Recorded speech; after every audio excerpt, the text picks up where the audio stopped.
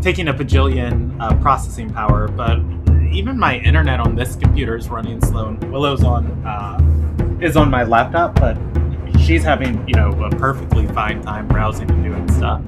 So I'll troubleshoot it later tonight, or maybe I probably won't do it tonight because it'll be done and I'm gonna want to go to bed.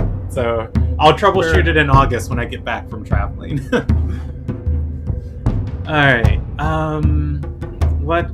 I needed one last thing open on my other screen. Oh, the Google Drive. Oh, before we get too started, Brandon, I love the weapons you got for the rumors. Oh, for the rumors? Awesome. I'm going to be adding more to that. I saw that. I got to find more opportunities to give your group specifically loot points to. One group collectively, I think, is currently at like 22 loot points or so. And a lot of people are just like, the rumors suck. And I'm just like, I know! They'll get better. So now that, one group's in range of them, I just wanted to make sure some of the rumors are available. Let's get started. And I think I'll recap some stuff at the start that just happened in the Discord, just to make sure you guys are aware. Let's get some good music going in game. How about East of Tunisia? I love this music. It sounds so good. All right. Welcome to the Ilderon Tales. We are playing D&D tonight. It is Dungeons and Dragons. Everything you're going to see is live storytelling. Nothing is scripted, and we are going to... I'm going to give a funny story real quick. I know people who...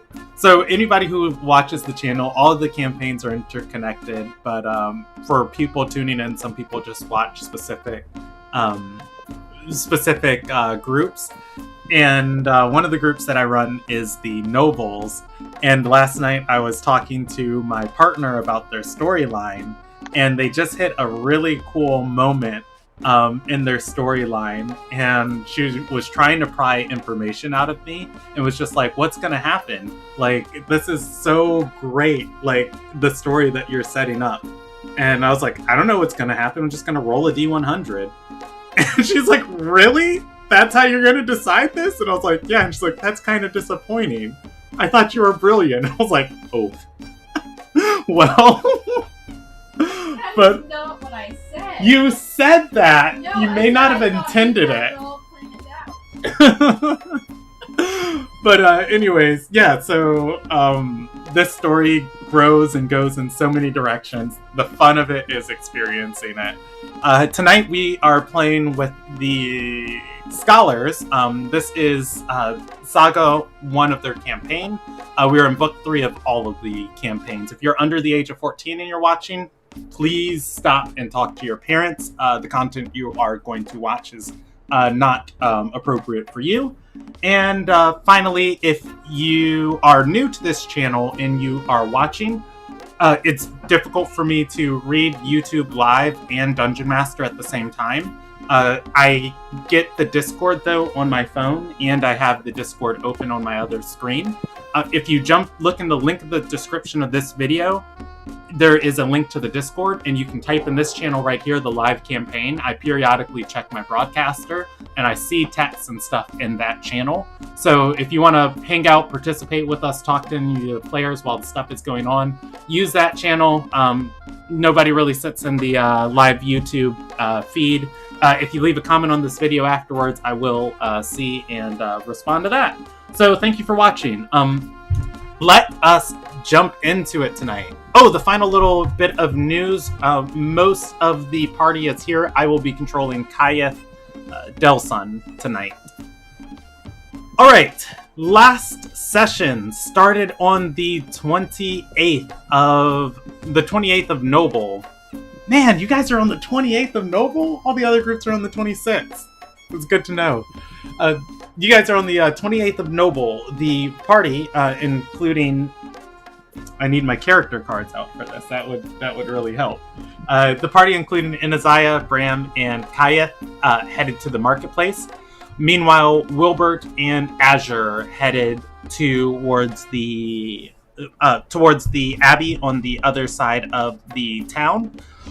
On their way to the abbey on the other side of the town, Nyoka and Lex headed to the abbey too. While the group that was inside of the marketplace poked around for information and saw that several things were happening in the town. One, the presence of people in the town is thinning, as they learned there is a vengeful spirit. Somebody thinks it's a vengeful spirit. A Terai came through and killed somebody, and the person rose as some weird, new, different form of Terai that is going on a murderous rampage across the town. It's the things that it kills, they don't always raise as Terai, and nobody quite knows what's going on or how to pin this thing down. And people are fleeing from this town in masses. Those that aren't fleeing are getting killed. About 7 people have been dying every night. The party discovered, 1, there's a murderer in town, and 2, there is a shortage of food and supplies in town. As the population thins, the people who provide the services for the region also thins.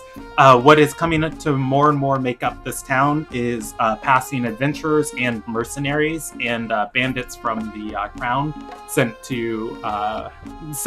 into this town for other reasons. After talking to the merchant, they were able to negotiate some pretty decent deals on some things. This might interest Lex later. There is a merchant in town who is selling magical thief tools made of adamantine. Not only are they +1 thief tools, they're ridiculously difficult to break and have to be struck by another adamantine item in order to break them. So the merchant did want 450 gold for them, but they will likely get their value. After that, that group of the party broke off to find some of the mercenaries and discuss things with the mercenaries and possibly get a beat on the patterns of this murderer in town. At which point we jumped over to Lex, Nyoka, and Azure and Wilbert. Heading to this monastery, Azure and Wilbert walked up to the front door and knocked on it. Whoever occupies it is very reclusive, and they were not very keen on letting outsiders in. Meanwhile, Lex and Nyoka snuck inside the side of this building, on the outskirts of the building. Oh, the other thing that was worth noting, there were 13 people sitting on a open balcony in quiet meditation, staring at the sky that Wilbur and Azure could see. They did not disturb or call to them. They were in the distance, engaged in some sort of class. Meanwhile, Nyoka and Lex climbed into the second floor of the building on the far east side of it, northeast side of it, and from there they descended, they stealthed through the building, inspecting what was going on. They found that the eastern part of the building contained various crafting stations. However, as they got to the center of the building, they felt an uncomfortable pull on their internal essence, and with a little bit more snooping around, they found out that this monastery is dedicated to the worship of a Terai religion called the Eternal Eye. Feeling very uncomfortable at this discovery, the Nyoka and Lex fled from the monastery, disguising themselves as devotees and walking out of the front door. And as they were walking out the front door, they were told to scrub the outside walls clean, as was their job, and they did not do that and walked away into the distance. Wilbert and Azure, annoyed at this, already returned to the town. From there, the entire party met up and, jumping back over to the group that was talking to the mercenaries, they found out the mercenaries are employed to the Shield Hand. They are camping out in the region, and their camp has been buying supplies from the town. Supply caravans from the town have dwindled to a halt, and that threatens to cause their camp to have to pack up and leave. To avoid doing that, they have sent forces into the town to bring the town under control. The mercenaries are working with the different bandits inside of town and the different opportunists that have shown up, and are organizing them into patrols to try and hunt down this killer that they have deemed the Cape. The only thing that they see about this killer as they are descending on their victims and attacking people, it is a flutter of darkness around the person, and they are quickly gone. As the party was agreed to help, they were given their orders on which part of town they would help inspect. They found a very nice pueblo, right? I think that was what we called it. It's kind of a stone house dug into the ruins of the fallen statue that makes up all of Ziwatakis. And as they were deciding who was going to be on patrol for tonight and who was going to keep the house defended that they were fortifying up inside of, there was an attack down the street. Just in their vision, they saw another group that was patrolling, 4 people walking by torchlight. They heard a scream. By the time the party turned, one person was decapitated. The other person had a sword rammed through their chest as they were pinned to a wall, and the figure that had done this looked down towards the party, leapt into the air onto the building, ran across the building and out of sight. All of this happened in the space of about 6 seconds. The party called out to the patrolmen and told them to... they ran to try and help them. The decapitated person was dead.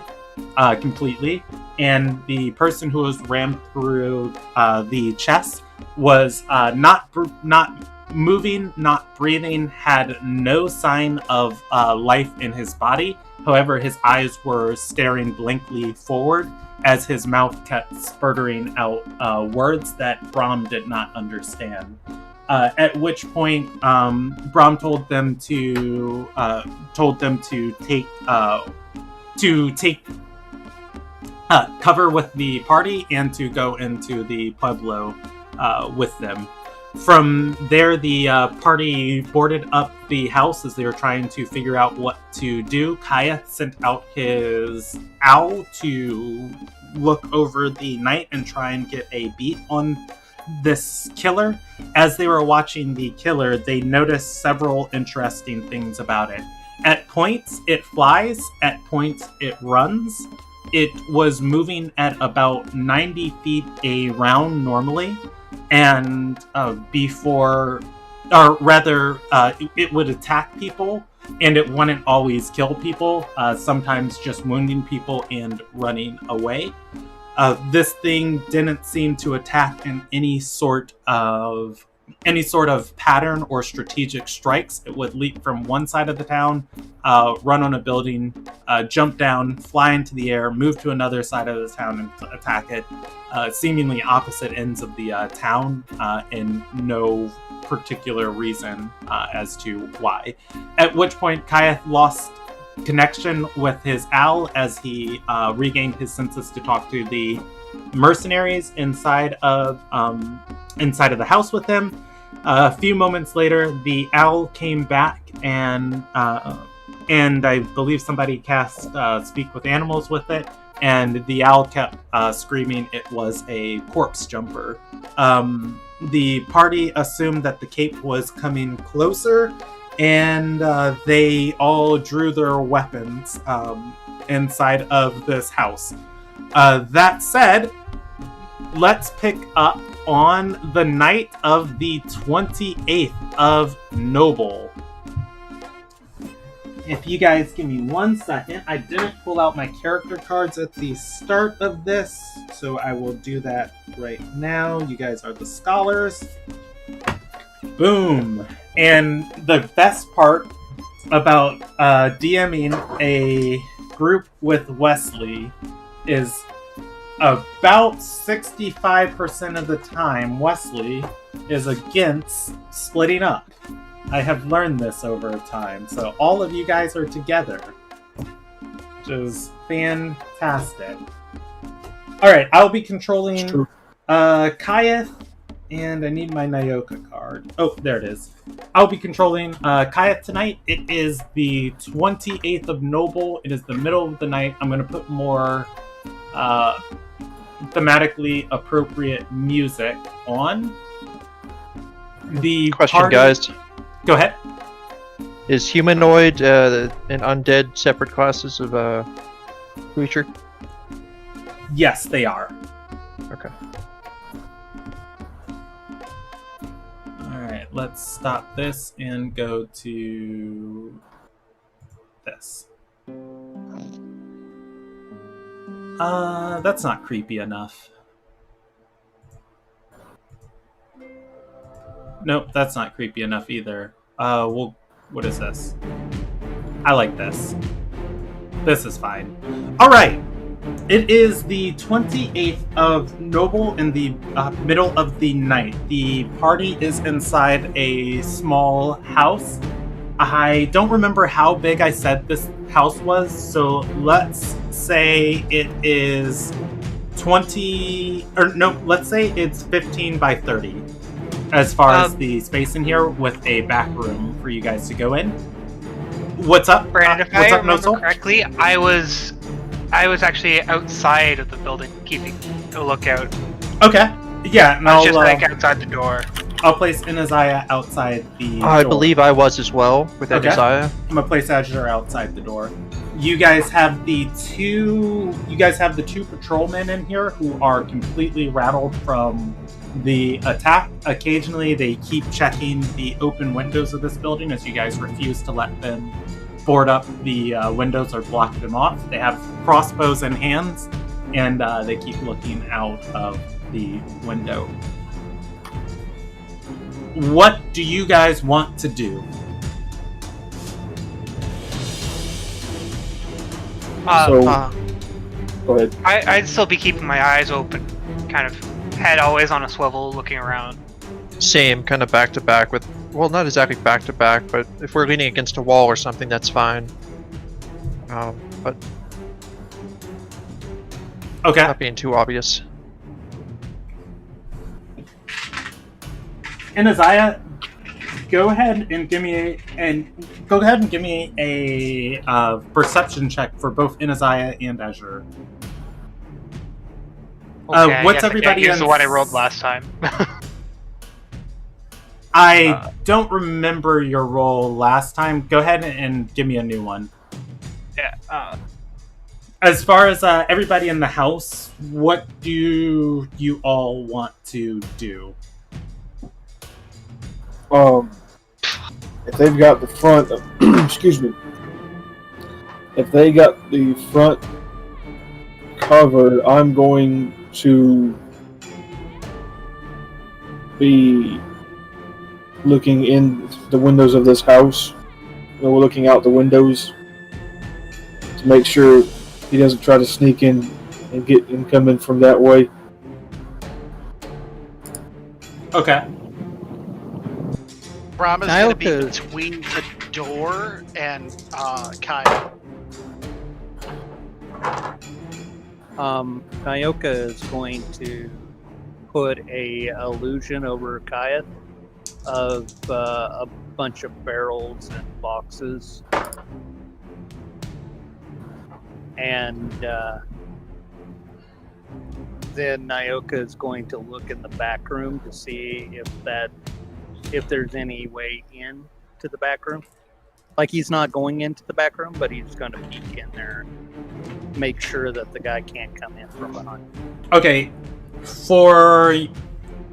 Forgive me for forgetting, and I'm not altering what I told you guys for last time. Because so much of the town was abandoned, I said that you guys could find whatever house you particularly wanted. I'm pretty sure you guys said you wanted a house with one way in and out. So I would say no, there's no way into the back room. Okay, fair enough. I didn't remember that part. Okay, yeah. I said pretty much if you guys want a house like this, you can find it here because of so many of them have been emptied and abandoned. But yes, Nyoka can go and secure the back room and is able to double check and ensure that it is secure. Well, if there's only one way in and one way out, All right. Nyoka's not going to worry about that. But I mean, he'll look just to double check that the guy didn't come through the roof or something. Okay. The two patrolmen who are there are just going to be freaking out and say, "Whole damn city's haunted, man! Damn city's haunted!" Calm down. Hey Brandon, I just dropped a chat in the Scholars chat. I can sort of listen in and type a little bit. Hey, awesome! What's up, JV? Okay, I am going to keep the Scholars chat open so I can see anything, and if need be, I'll just read what you send me unless you pipe up and talk. But yeah, so Kayeth will send Gimple to the door and stay in the owl's senses and try and get a 90-degree overview of the area and shout out if he sees anything. Ready action on message to send a heads up to someone if he sees something. All right, so I'm going to roll a perception check for Gimple, and I thought I gave a character sheet for that. I guess I didn't. Let's see. I think Kayeth has it on his sheet.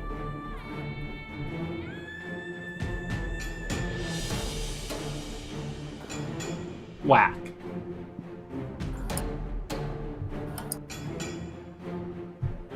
Okay, I'll roll it and I'll add a Al's bonuses to it.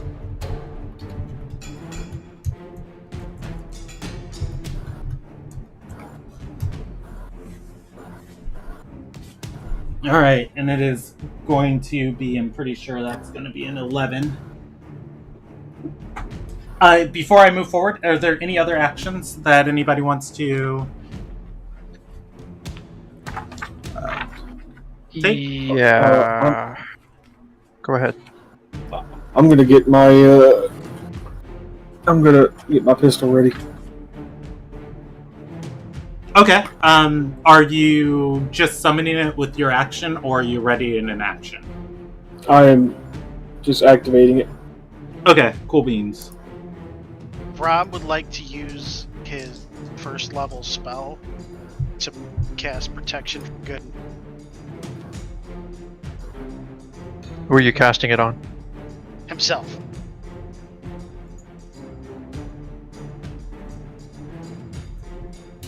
Okay. Brahm is able to do so. So I no longer have. So And Azur will go ahead and cast Bless on himself, Brahm, and probably Wesley's character, Wilbur. Wilbert. Cool. cool. So All right. Kaya has readied in action. The party is waiting, looking to the sky, of trying to get a read on when this thing is going to attack, and where it is coming from. Outside, Anaziah sees it in the distance. You look over one of the houses. It moves by running, and then it is in the air, maybe 30 feet in the air, far away from you, and you see it just swoop down on somebody. Screams echo down the or through the stone streets.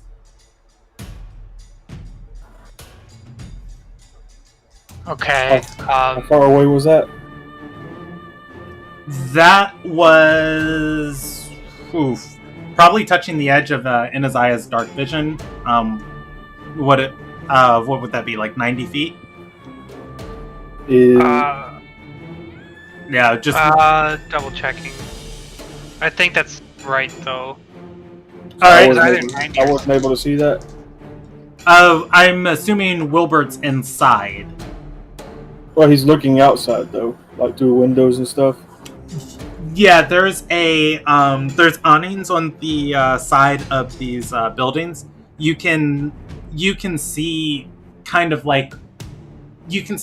down the street to a couple of like the nearby rooftops, but seeing like too far like up into the sky or something, like that's going to be covered up. But yeah, I would say from the window, Wilbert's not able to get a bead on this.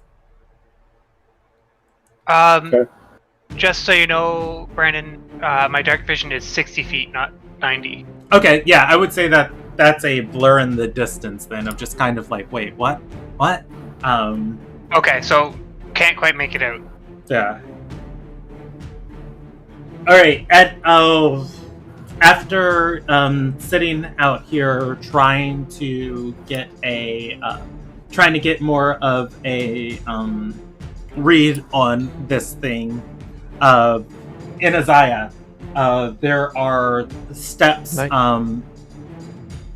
What's up? I wanted to have a spell ready. You can ready a spell. Go ahead and roll me initiative. Inazaya, there are... And what's your action for that spell, by the way, the trigger for it? If I see the guy close enough for the, like within 30 feet of me, then I will take the action to cast a spell. Okay, so, you can ready an action. This is how the 5th edition goes. You can ready an action to move that action to your reaction. Spells are a little bit different. When you ready a spell, because it takes 6 seconds to cast a spell, you can't cast it as a reaction. What you essentially do is you cast it, and you hold the spell and till the conditions go off, and then you release it when it goes off. So you can't ready to cast it, but you can cast it and let the spell's effects trigger when you see the person. Does that make sense? Okay, what spell are you casting? It is... Compelled Duel. Compelled Duel! Alright! So, Inazaya, as you are standing out here, you hear steps behind you as you turn, and this figure of darkness has swooped down and is running towards you with a sword. It makes 2 attacks at you. Okay. And then as you're at which point it is revealing itself from its stealth roll, your readied action is going to go off. Okay.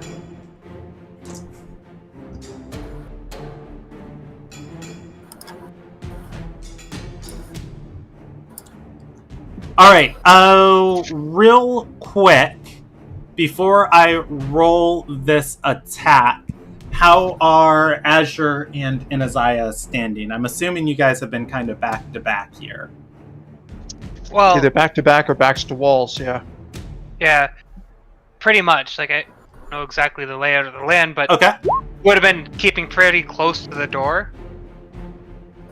Alright. It is going to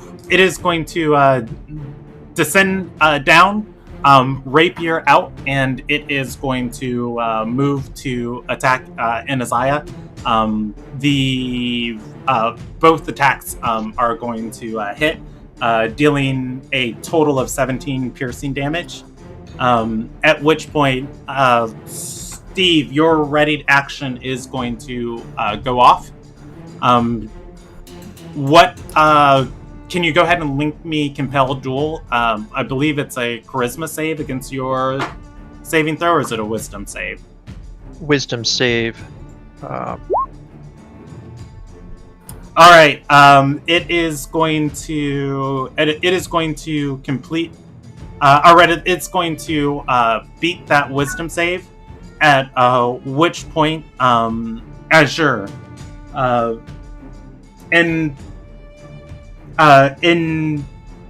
front of you, as it has its rapier in your shoulder, it is going to.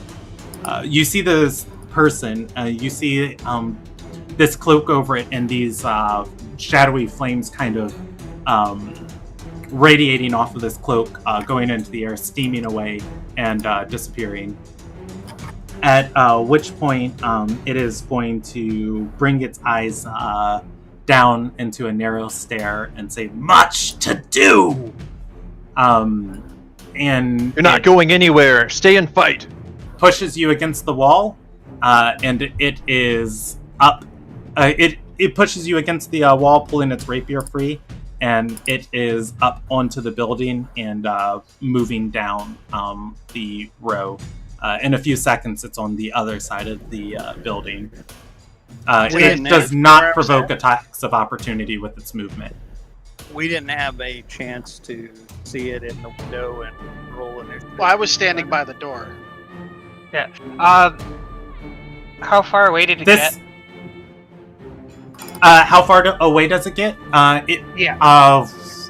It moved 30 feet from your site before it was on the other side of the building. At which, yes. So, did I get some movement during my turn? So, as far as initiative goes on it, you guys are not on. You guys are on initiative. I'm letting people roll initiative who have readied actions. You guys are not surprised because you are aware that there is a hostile enemy around you. Its turn, it came, it made 2 attacks, it used its movement to run away. That is 6 seconds, it is down, it attacks, it is up. At that time, we should be able to roll initiative, though, Brandon, if we see it in the window. And I'm assuming we see it through the window. Yes, you guys can roll initiative if you would like to roll initiative. At this point, I would say only readied actions trigger, because by the next round, it is gone. Where's my token? Let's see. I can add you guys to initiative. Oh shit, I didn't mean to hit it twice. As this thing came outside, though, Azure's action, or not Azure, Kayat's action did trigger on the 13 initiative count of, as the reaction when it comes, but, everybody is alerted that this thing is moving about. Mach 3. All right, add turn. Add turn, and I don't need 2 Nyokas. Gimple is going to start flying and circling the town. You guys do have the ability to type in your initiative after I add you to the turn order. If you want to go ahead and do that, that makes my life a little bit easier. Otherwise, I am going to type in I don't seem to have that ability. No, Okay. it's not gonna let us do it. Cool beans. Let me. Yeah. For me too. Didn't notice. I think I accidentally deleted Nyoka, so go ahead and type yours again. Alright, so Inaziah rolled a 6. I rolled Kayet's earlier on the readied action. I had Azure roll earlier. Wilbert rolled a 7. Lex rolled a 20. And Nyoka rolled a 10. 10. I'm going to say everybody, in regards to initiative,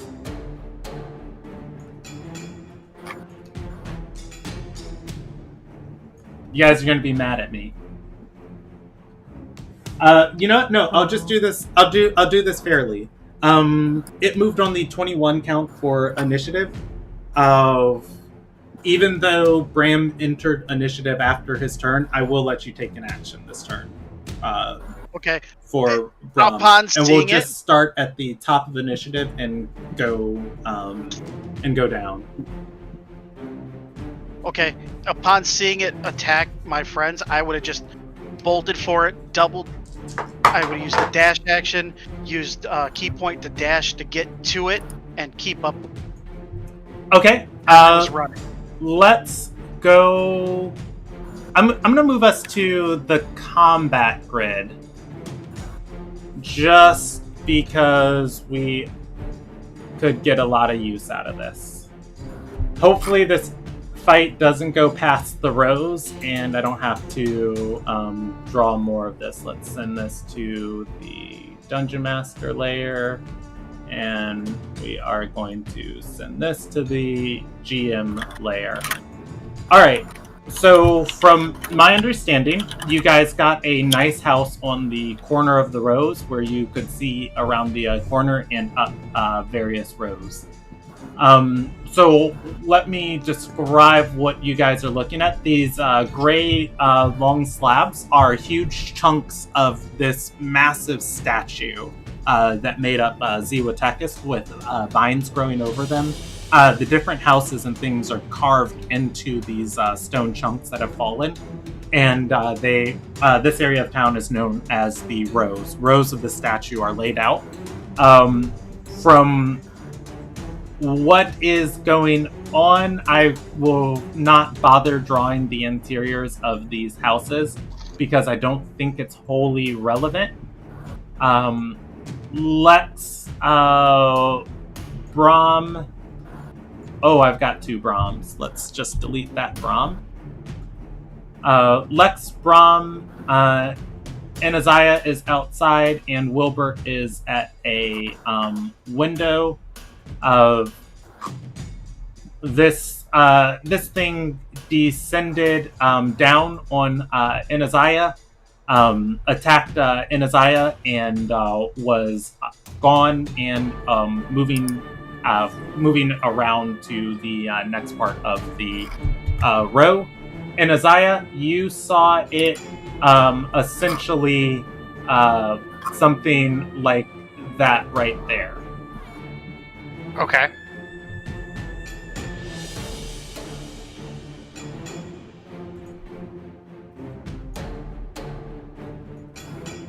All right. So let's come on. Give me the selection tool. There we go. I think actually what would make this a much more dynamic fight is if I do dynamic lighting. There we go. Now nobody can see anything. Yeah, I'm gonna give you guys light. Just give me 1 second. Alright, so Azure, you have 60 feet of dark vision? I don't know if I have that noted on my character sheet. It sounds right. Okay. Anyone remember what undead tend to get? Oh, should be on your sheet, man. It should be. Just to double check, we're supposed to see a black Yeah, screen, 60, right, Brandon? 60 Yep. feet. Wait, no, that's Divine Sense. Hold on. Standard dark vision is 60 feet. So unless they have augmented dark vision, it's going to be 60 feet. Okay, Wilbur doesn't have dark vision, correct? No, he's human. Alright.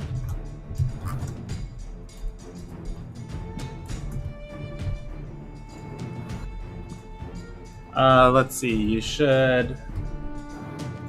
Guess I need to get on the wiki. see that. Why can't Wilbert see things? Oh, because I didn't click has sight. Cool. Let's try that. Wilbert has some sight. Alright, Lex? Does Lex have any dark vision? No, Lex is normal. Okay. Has sight. And Nyoka? No, Nyoka doesn't have dark vision. Okay. Let's see. 5. And then I'm gonna draw your guys' light sources too. Because there are torches lit. Alright. Kayeth, I believe, is also a human, so let's go with 5 minus 5.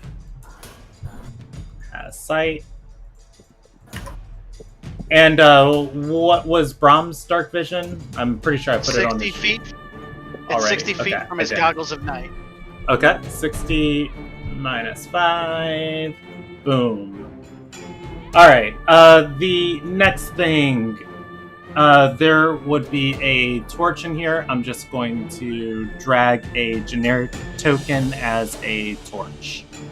I'm going to put this commoner here. And I will put another one here as the two guys with light inside of this building. Let's see. They have all players see light, 60 feet, and up to 30 of it is bright light. All right, and this guy has same 60 feet, and up to 30 is bright light. All right. Okay, the scene is set. I will be low-key working on this map in the background, moving at initiative order. Brahm, 1 initiative. What do you want to do? You saw Azure next to the window get attacked. At which point, go ahead. I will do everything I have to do to get to it and keep up with it for the first round, or even the second round if I have it. Correct me if I'm wrong. I thought you said Anaziah was attacked. I'm sorry, I might have misspoke. Yeah. Yes, Anaziah was attacked.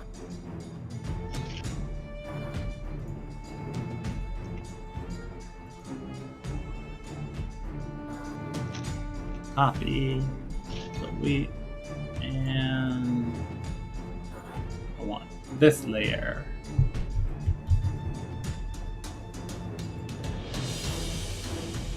Oh, this is great. Okay. I'm just struggling with these dynamic lighting features.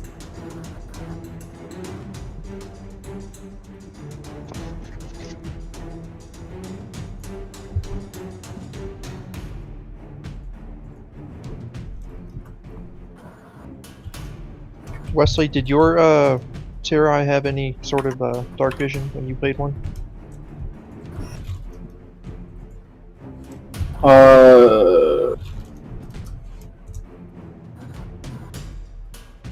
Tobias is not your standard Terrai.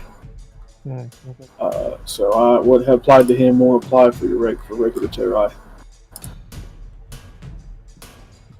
Ah, there we go. think yet. So you probably, if you have dark vision, it's going to be up to 60 feet.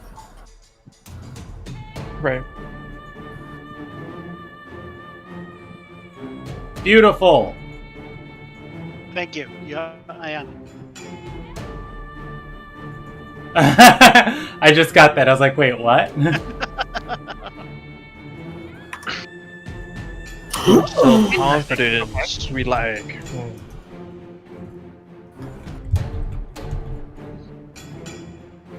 Alright, there is that. And then this building is gonna go like that. I will draw more as needed. And then this building is gonna go there. Alright, so, Brahm, you are going to go chasing after this.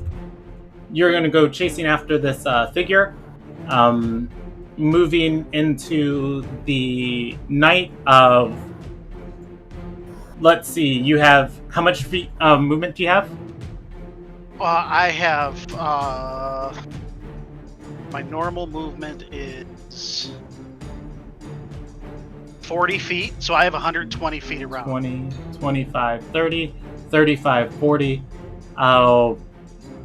45, 50, 55, 60, 65, 70 feet of movement gets you right there on top of this building.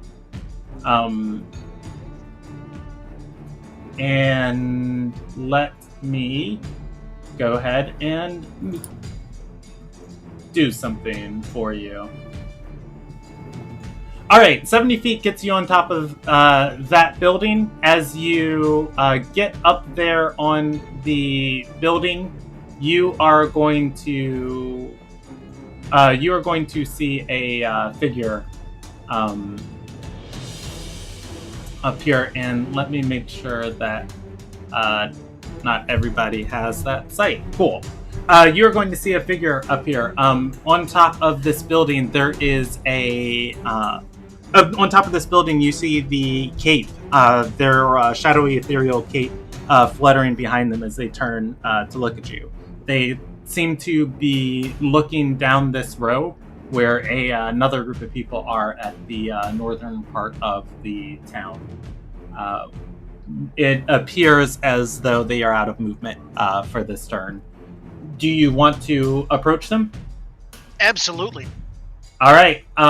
You have, I believe, 50 feet of movement left. You can get right there. Easy peasy. Fantastic. I want to be right into. All right. That is your turn. And let's see. Oh, and as I get really close, I just want to say hello. Mm. Oh, for a second I thought I just closed out a roll 20. I got ridiculously terrified. All right. I'm going to put them on initiative at 21. Was their roll. The rest of us lost our initiative order there. No, everybody should still be in it. I've got. I'll reconnect then. Okay. All I see is the one person. Weird. Just trust me to keep up with initiative. On my screen, I've got it correct. Brahm, the Kate, Lex, Azure, Kaya, Nyoka, Wilbert, and Isaiah, and I will let you guys know who's on deck as it comes up. Okay. That said, it is. I'm skipping over the Kate's turn. Out of. Well, I don't know. I gave Brahm a turn, but I'm letting you guys act.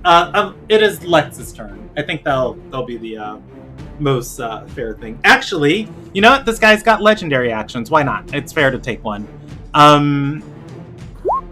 The Kate is going to use a legendary action, moving 40 feet away from Brahm.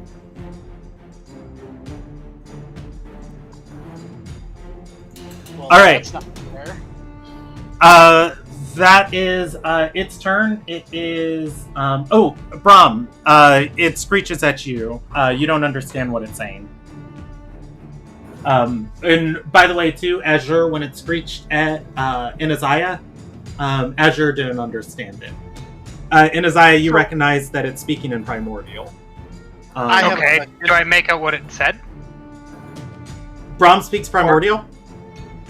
Yeah, I believe so. But I have another question. Yes. Was I close enough? No, I do not. I speak Celestial and Common. But was Okay. I close enough on him to get an opportunity attack as he ran away? His movement does not provoke opportunity attacks. Damn, how to flavor that, I guess, like, as you attack, you strike where you see his body is at as he's fleeing. Your fist would hit into like where his body would be, and instead the cape is there instead, and you're kind of punching into fabric as he kind of shifts to the side. Not really certain if that's magic or not. I'm not taking your reaction for that.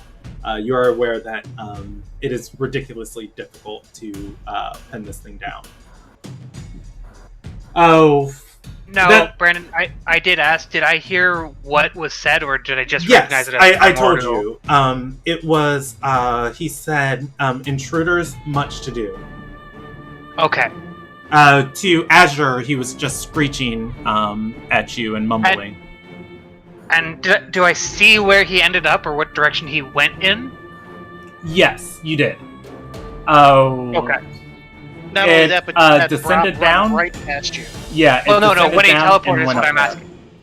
asking. It descended down. It jumped onto a building top, and it ran. It is out of your vision. Yeah, but when it fled from Brahm is what I'm asking. Did I see which way it went, or did it just kind of poof? Yeah, you don't even see where Brahm went. Oh, okay. All right. Yeah, Brahm Got it. sees it. It's literally, it's like almost gliding away from Brahm. The rest of the party doesn't have that sight. It is Lex's turn. Brahm has dashed out the door. Inaziah was stabbed. What do you want to do?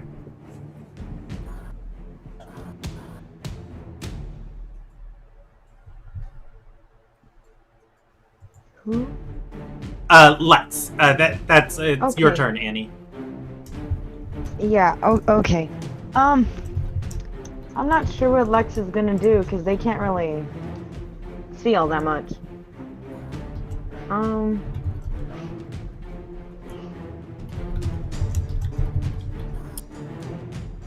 I guess they're just gonna run into the direction that Brahm went.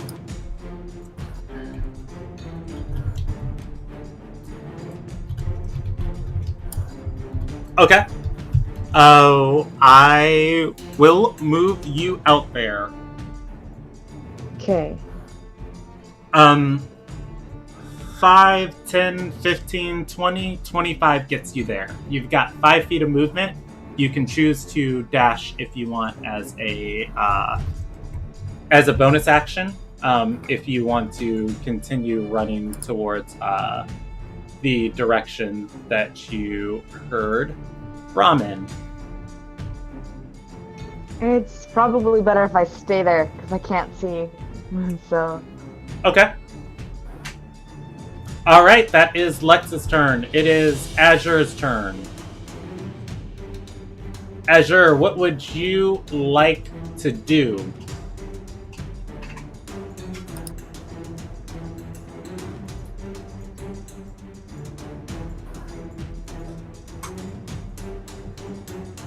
Is this after my action was already triggered? Yes, you did use Compelled Duel on it. Okay, so I can take a new action now? Yes, you can.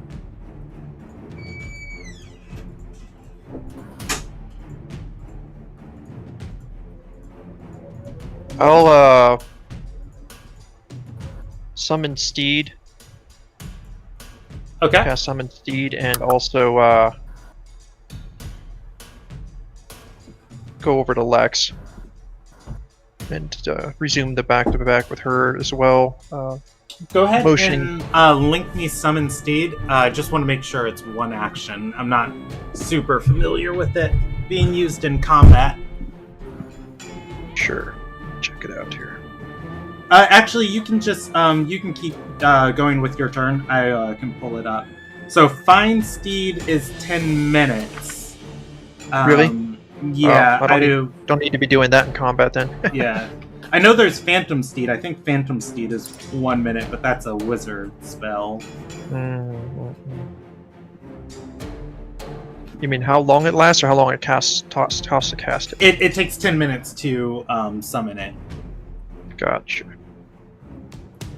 That won't be useful now. Alright.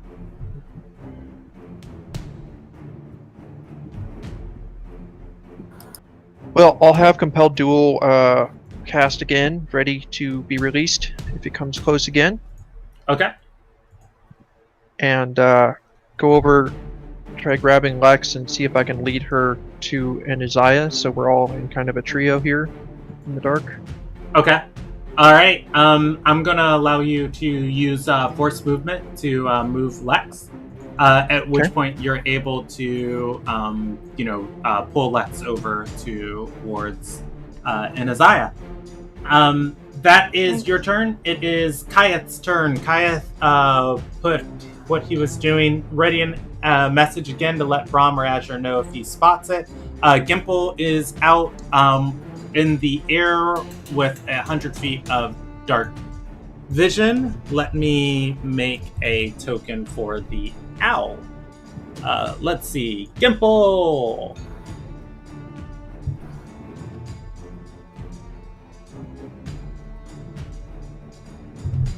As soon as it loads. Hopefully I didn't drop that onto the map layer.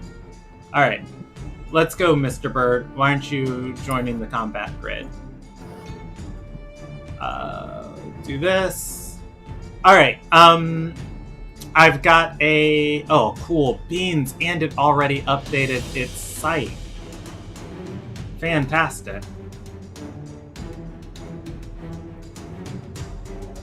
Let's see. Who can control this character?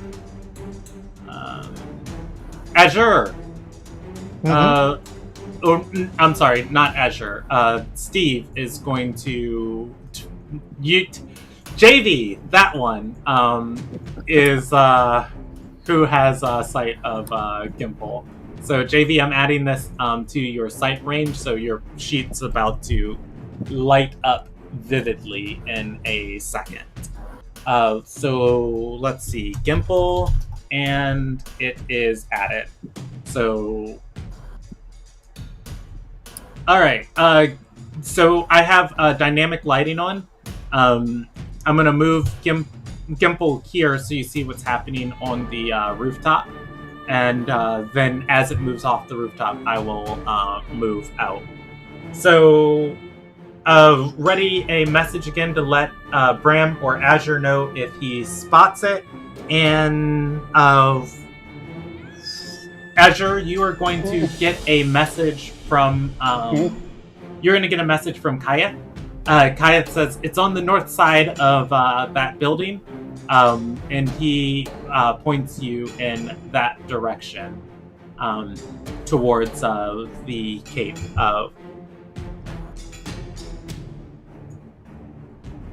Okay. Cool. Can Azure say a few words? Yeah, I'll let you say a few words. Nyoka on deck.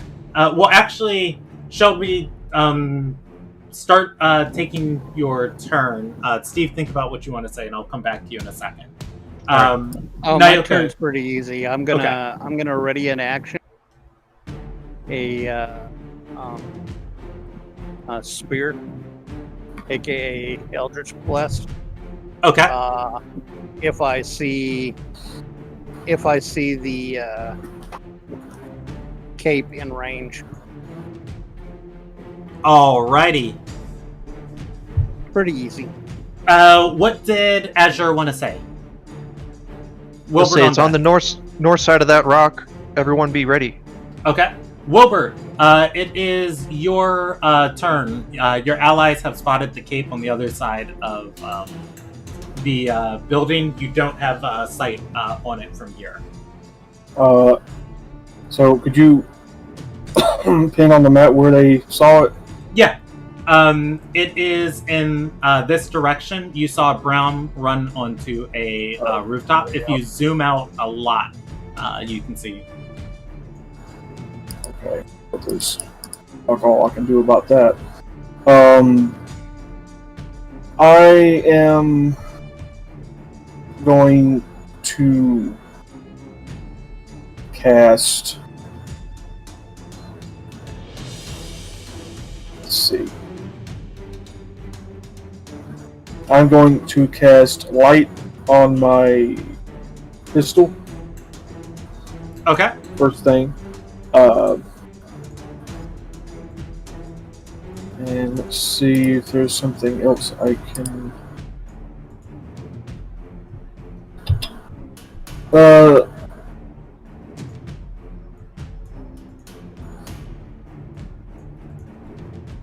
I'm gonna move up here beside Nyoka, and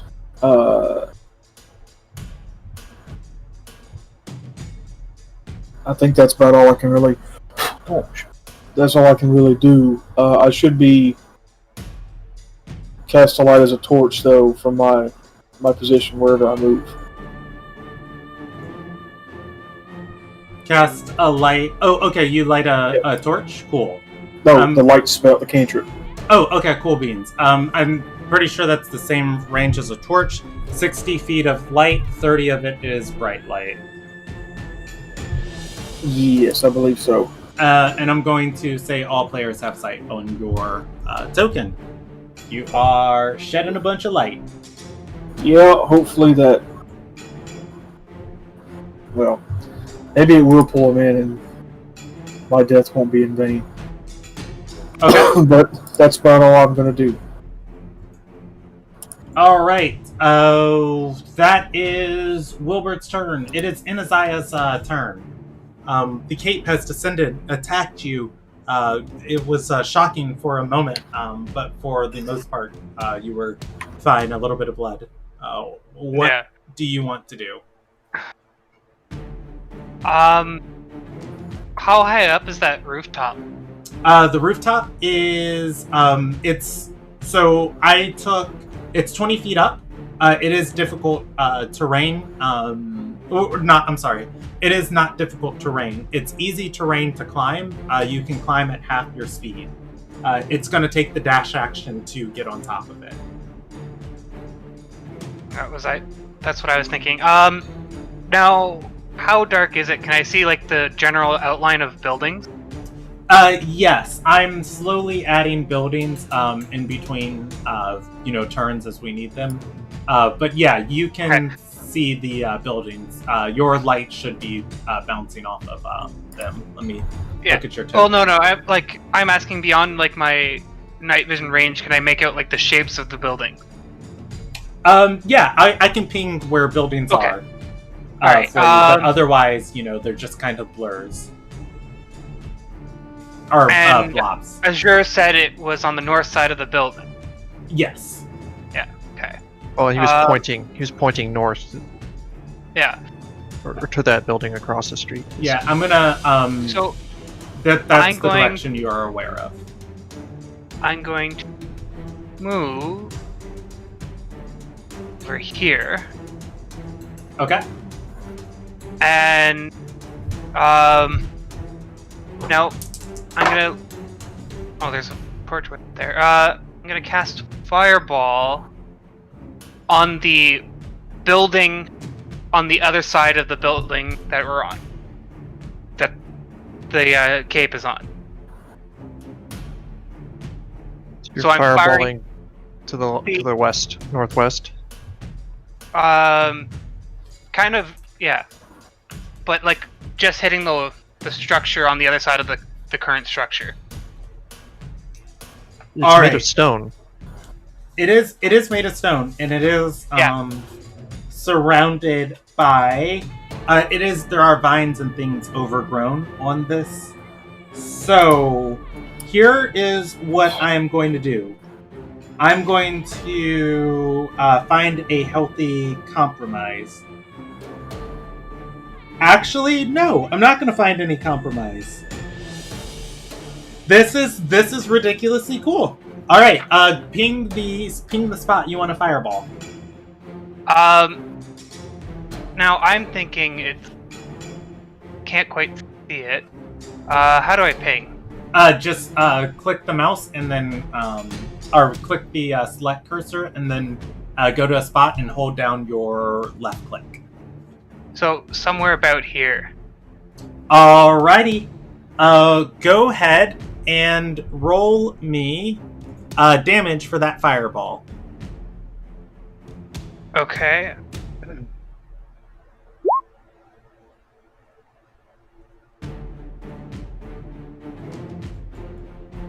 Not great. For some reason, I'm seeing the light of an NPC at the top edge of the map. I think it's just an extra torch Brandon added. He hasn't got rid of yet.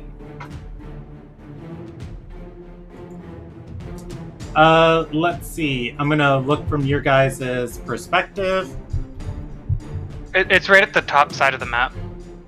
Huh. Almost to the left.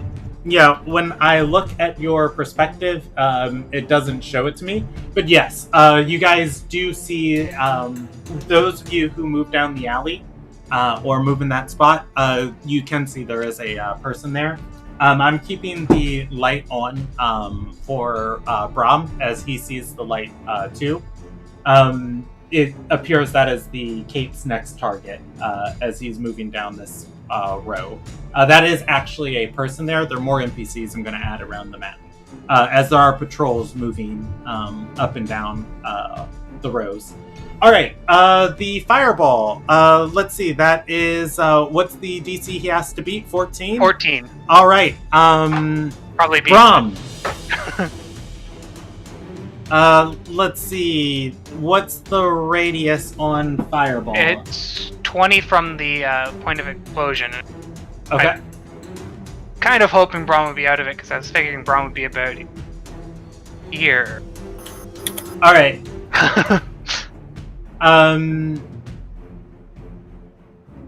Let's see. Oof. Okay. You are going to roll me a percentage die. How do I do it? This one, right? Yeah. I'm gonna toss you a bone. I'm gonna move your fireball over one square. Because you ping, but you ping between two squares, and okay. Yeah. So I'm gonna move your fireball over one square. Brahm, you are going to see Inaziah lob this fireball onto the rooftop, and it is going to become lit with light. As it does, the edge of the fireball is going to catch the Cape as he is looking back at you. That said, all of the vines on top of the building also catch fire. That is Inaziah's turn. Cape. I'm also going to use my bonus action to cast Shillelagh. Okay. Oh, freak! I just threw all the lead out of my pencil by accident. Okay. You are able to do so. That is Inaziah's turn. Brahm. What do you want to do? What do I want to do? Yes. I want to use my movement and my bonus action to cast Step of the Wind. And how far is he away from me? I believe 40 feet. 35 feet. So I'm not even going to use my bonus action to cast Step of the Wind. I'm going to move up to him. Okay. And I'm going to attack him with 2 punches. All right. Give me an attack roll. That is going to hit. And I'm going to use 1 key point to do Stunning Strike. All right. Makes a Constitution saving throw. He's going to roll a 23 on that and pass. Oh yeah, he's gonna pass. Brandon, quick question. Give me you the said second attack roll for that. For your second attack. Go ahead. No soul. yeah. No, just because you said the vines caught fire. Did they just burn pretty much instantly, or are they actively burning? And would they be generating light? Yes, they would be generating light. I'm actually working on drawing it Okay. as we speak. All right, Just give me. that's the one thing I was wondering. Yeah. Okay, I miss, and I'm gonna use another key point to do flurry of blows. Okay.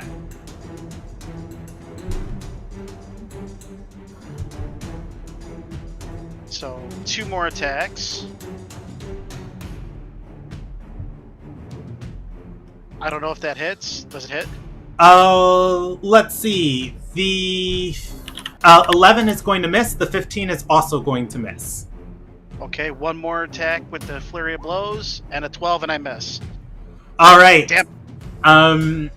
If you see the fire on the vines is spreading, if you end your turn there, you are going to take damage from the I fire. used all my movement. I'm gonna take damage because I got no other choice. Do you only have 35 points of movement? Oh, I have 40, so I can get around to the other side of him to like block him. Well, you use 35, so you have 5 feet. If you want to move there, the flames will still spread to your square next turn. But you're not going to be starting your turn in fire. Yeah, that's fine. I'll move as far as I can. I actually wanted to. I couldn't get in front of him. Okay, yeah, you were not able to. All right. So if you move 5 feet to the side, you're able to avoid the flames. They will spread next turn. The building top upon which Brahm is standing on is lit with light. You guys can't see on top of the building, not because it's dark, but because you are 20 feet below.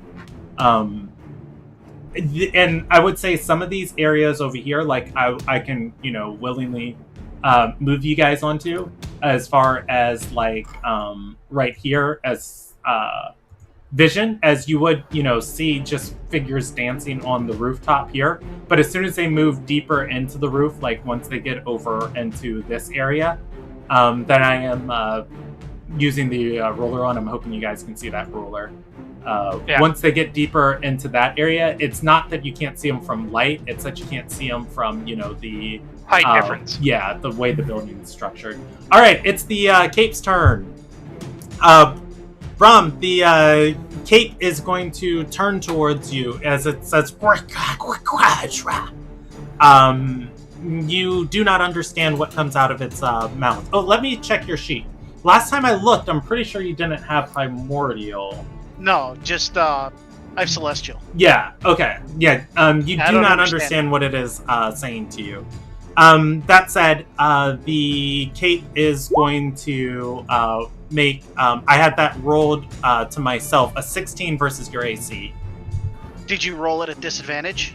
I did not. What's in causing disadvantage?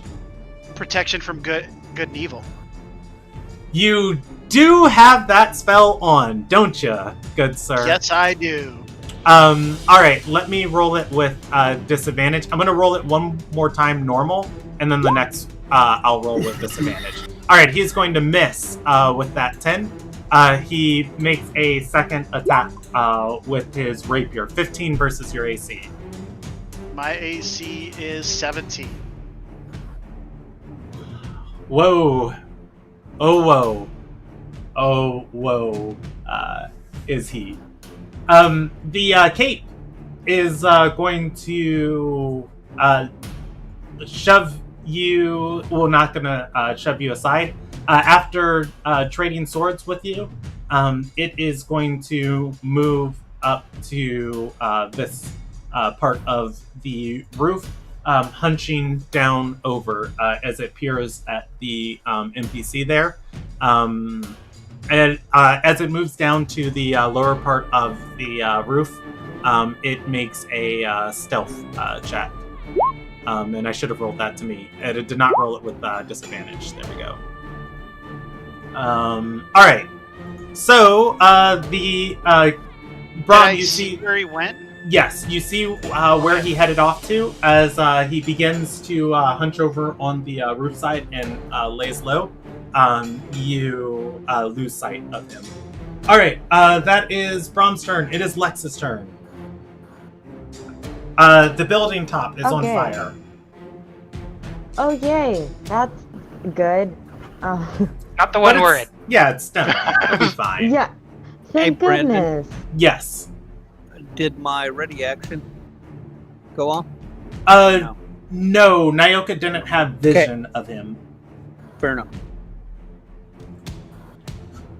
All right. Okay, so Oh, go I ahead. should probably go after. Well, I was going after Brahm originally because he's the one that was chasing the person. But again, I can't see much, so I might as well just keep running towards where Brahm was, where I last saw him. So. Okay. Where is... No. I will help you out with acquiring that vision. I'm just placing a couple more NPCs on the map. How many is that? We've got Yay. 2, 4, 6. Well, there's 6, And- including the 2 in our building. Yep. Alrighty, that is perfectly fine. Okay, Lex continues heading towards where Brahm is. Lex, as you are able to move forward, and if you want to take the dash action on your turn, you are able to get on top of this building. While on this... Might as well. Yeah, while on this building, this should be giving off light. Let me make a fire source for you. Alright. You are able to see Brahm in the distance, and I'm going to put this right here, and I will say this is giving off dynamic lighting, night vision, bright light, token emits light, up to 120 feet. Directional light, total, yes. Alright, so what's that look like for you? Do you see fire in the middle of this place? Or on the middle of this rooftop? No, but it might not have loaded yet. That's fine. I don't see it either. Yeah, the fire is pretty stupid. So let's see, we'll do it like this instead. You guys should see that now. Yeah, I think we all do. Mhm. Yeah. All right. Yeah, that building is lit with light. It goes up in the middle and slumps down on the other end. Lex, you are able to see Bram standing next to fire. Vines cover the rest of this rooftop that haven't caught fire yet. All right. What do you have your bonus action left? If you want to do anything with it, or actually, you I'm could gonna dash on stand your. and watch. Okay, cool beans. Azure, it is your turn. Okay. He continues, to have the spell ready, and he's going to move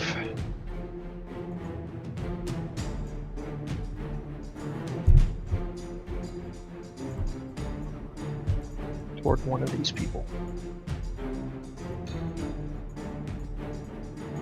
So when I'm holding a spell from a previous round, does that free up actions this round? It's taking your concentration to keep that spell prepared. Okay. And you are essentially redoing your ready action. Okay. So the spell is not... the spell is cast. The triggers for which have not gone off, you're still waiting for the trigger of the spell to go off.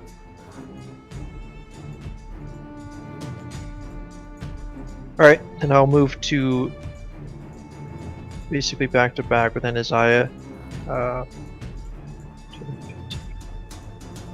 Right here's probably good. Okay.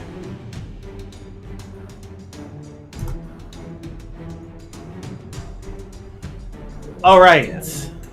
I have my sword ready as well. That is your turn, Kaya. It is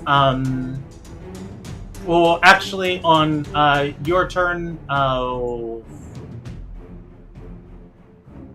am going to move this, and you guys are going to hear a scream in the distance. It is Kayath's turn. I don't... Okay, Kayath will keep scouting and trying to get a beat on this. So I will update the information that Kayath is able to relay to you guys in a second. It is Nyoka's turn.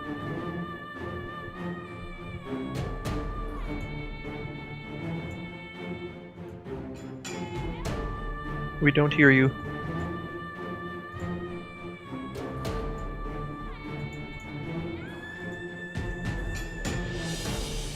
Are you there, Shelby? I'm sorry. Okay, Did cool I- beans. We can hear you. I'm sorry. I missed that it was my turn on deck. I thought Kayath was going. Kayath's just looking and... Kayath is scouting with Gimple. I was going to handle that on my turn, as Gimple has sight. Kayath, let's see. Gimple is going to move forward, and Kayath is going to whisper in the house. He has killed another person. As he updates the party, he is on the North Road. I am going to stay near Kayath, but I am going to walk outside. And I am going to ready an action again with a spectral spear. Okay, cool beans. The spectral spear is your Eldritch Blast, correct? Right, correct. Do you want suggestions on where to move, or are you capable of moving yourself? I was just going to be just out in the Okay. where I could see. Actually, yes, I would like suggestions because. All right. So 5, 10, 15 gets you here. Okay, that's where the door is. Okay, I wasn't yeah. quite sure. Well, all the windows are open. You can climb out of them without any additional movement being taken. But Then yeah, then I that's probably 20 would right be there. right. I would probably. Okay. For you, that would be 22. So you Fine. still have 10 feet of movement if you want it anywhere. No, I'm not gonna. I'm just Okay. going out to look around. All right. It is Wilbert's turn. Alright. Kayath has told you through his senses. He sees the cape on the northern road. He has killed another person.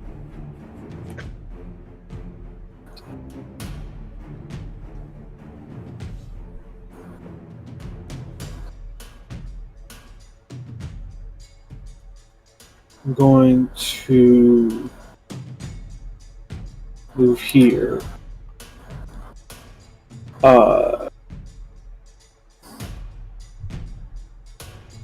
Actually,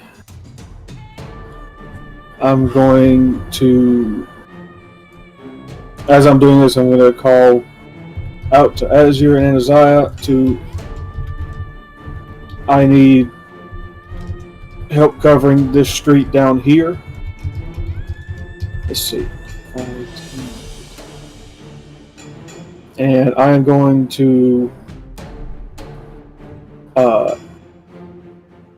actually dash. I'm going to move to here. Okay. And that's going to be my turn. All right. Wilbert moves and looks down the street. Wilbert, in the distance, I'm not going to update your vision, but you see, if you follow my arrow, 150 feet up, way off in the distance, there is a torch that has been dropped in the ground. The cobble and sand slowly smothering the, or rather the flame being smothered against it. You can see the outlines of a figure standing over a body, which is, it's impossibly far out in the distance. It's just like, what is that person? Oh no. It's like kind of comes to. Anyways. So do I see like the person down on like somebody that's fallen over, or like a hunch something or other? You are aware of the capes. So, essentially, mechanically, what that is, he is outside of your vision range. You are aware as a player, from Kayat's information, where he is at currently, because Kayat told you, and Kayat's owl has dark vision. To any normal person, like, you might look and it's just like, is that a tree? Is that a post? That's like something out there I see, but I can't make it out. Mechanically, what that means for Wilbert, if you have a ranged weapon that has a disadvantage range, you can make an attack at a target that you know is within that disadvantage range. Okay. Otherwise, I don't know if your guns from...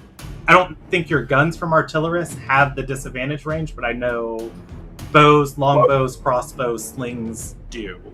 No, it doesn't. Well, it's also a bonus attack to use it. So, here's what I would like to do.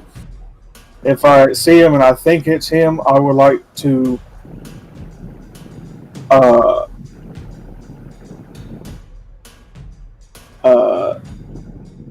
just bellow down the street like, "Oi!" And I'm going to shoot in his direction. I'll make an attack roll, but he's not. I'm going to shoot at him, but he doesn't necessarily care if he hits. He's trying to get his attention.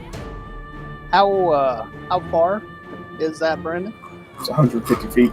Yeah, from Wilbert, 150 feet. So I make the attack roll disadvantage. It's just to sort of, I'm trying to antagonize him to get him this way, and if I hit him, I hit him. But okay, so I don't think your guns have a disadvantage range. I am going to give you one because I honestly don't remember reading. I am going to give you one, but just to make sure it's like fair and balanced for everyone else who is using regular weapons, I'm going to say they deal half damage if they hit at the disadvantage range. All right. Well, the range of the gun is 120 feet. Okay. Go for it. Go for it with disadvantage. Okay. Oh, my sheet down. Hold on. I'm sorry.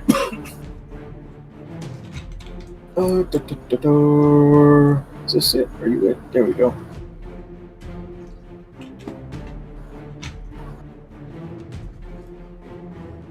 And that's not going to hit. And we'll talk about like the mechanical features of those guns later, just because I want to make sure you know what they're capable of. And as a ranged weapon, I feel like they should have one. So. Okay. Well, like I said, what I was just trying to do is get his attention. And so everybody else is going to see Wilbur go into the street, pull out his gun, hooray! And the sound lights up, or the night lights up with a crackle. That's Wilbert's turn. It's Inaziah's turn. Inaziah, you set a building on fire. Yay! So, now not having any idea which way it went, and knowing Wilbur seems to have seen something, I'm going to go over this way towards the building and get onto the roof. How much? How far? How many squares can I move onto the roof, Brandon? If you don't land up on the roof with the dash action, I'll say you just get up there. So let's see. 15. If you take the dash action, it takes 30. What? I told it. I said it's 20 feet in the air. It's climbing at half your speed, so you have 60 feet of movement. 15 plus 30 is 45. You have 5 squares left that you can move from up here. If I were to dash up. Yes. And you can land in that square easy, this square easy, or this square easy.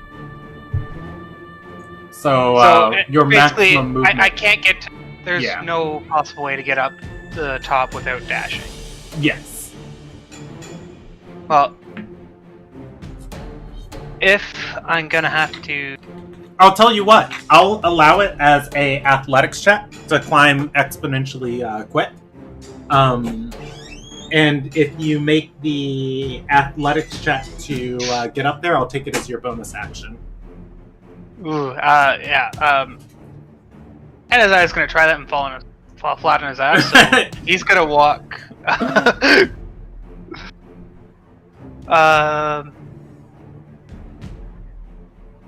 Yeah, not being able to do anything anyway. Actually, no. He's going to run over here, back towards where Wilbur is, and not leave him completely by himself. And then cast Cure Wounds on himself. Alright. The end of your turn, the cape is going to use a legendary action. It begins moving quickly down the street towards Wilbur.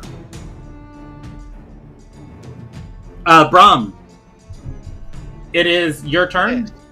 You have. I'm going to move you back to where you were. You have vision on the cape. Do you see him when I move you there? Yeah, I see him. Okay, I'm moving you back to where you were. Okay. Lex on deck. Brahm is going to yeet himself off the building into the alley and block the cape's path. Oh my god, you're so annoying! Yes! Is what the cape would say if he could communicate to you. Oh yeah. Do you go just here, or do you want to actually engage him again? If I can get to him and engage him, I want to punch him some more. All right. Wilbur, or rather, go ahead and make me those attack rolls. You're able to get within range of them. Wilbur, you see your life flash before your eyes as the murderer becomes dashing towards you. Like an angel, like a four-armed angel descending off a building top. It's Batman. Brahm Man. The first one misses. Havoc, go ahead and roll me damage on the second. Oh, you did already. Cool. And then now, I'm going to use my last 2 key points. Okay.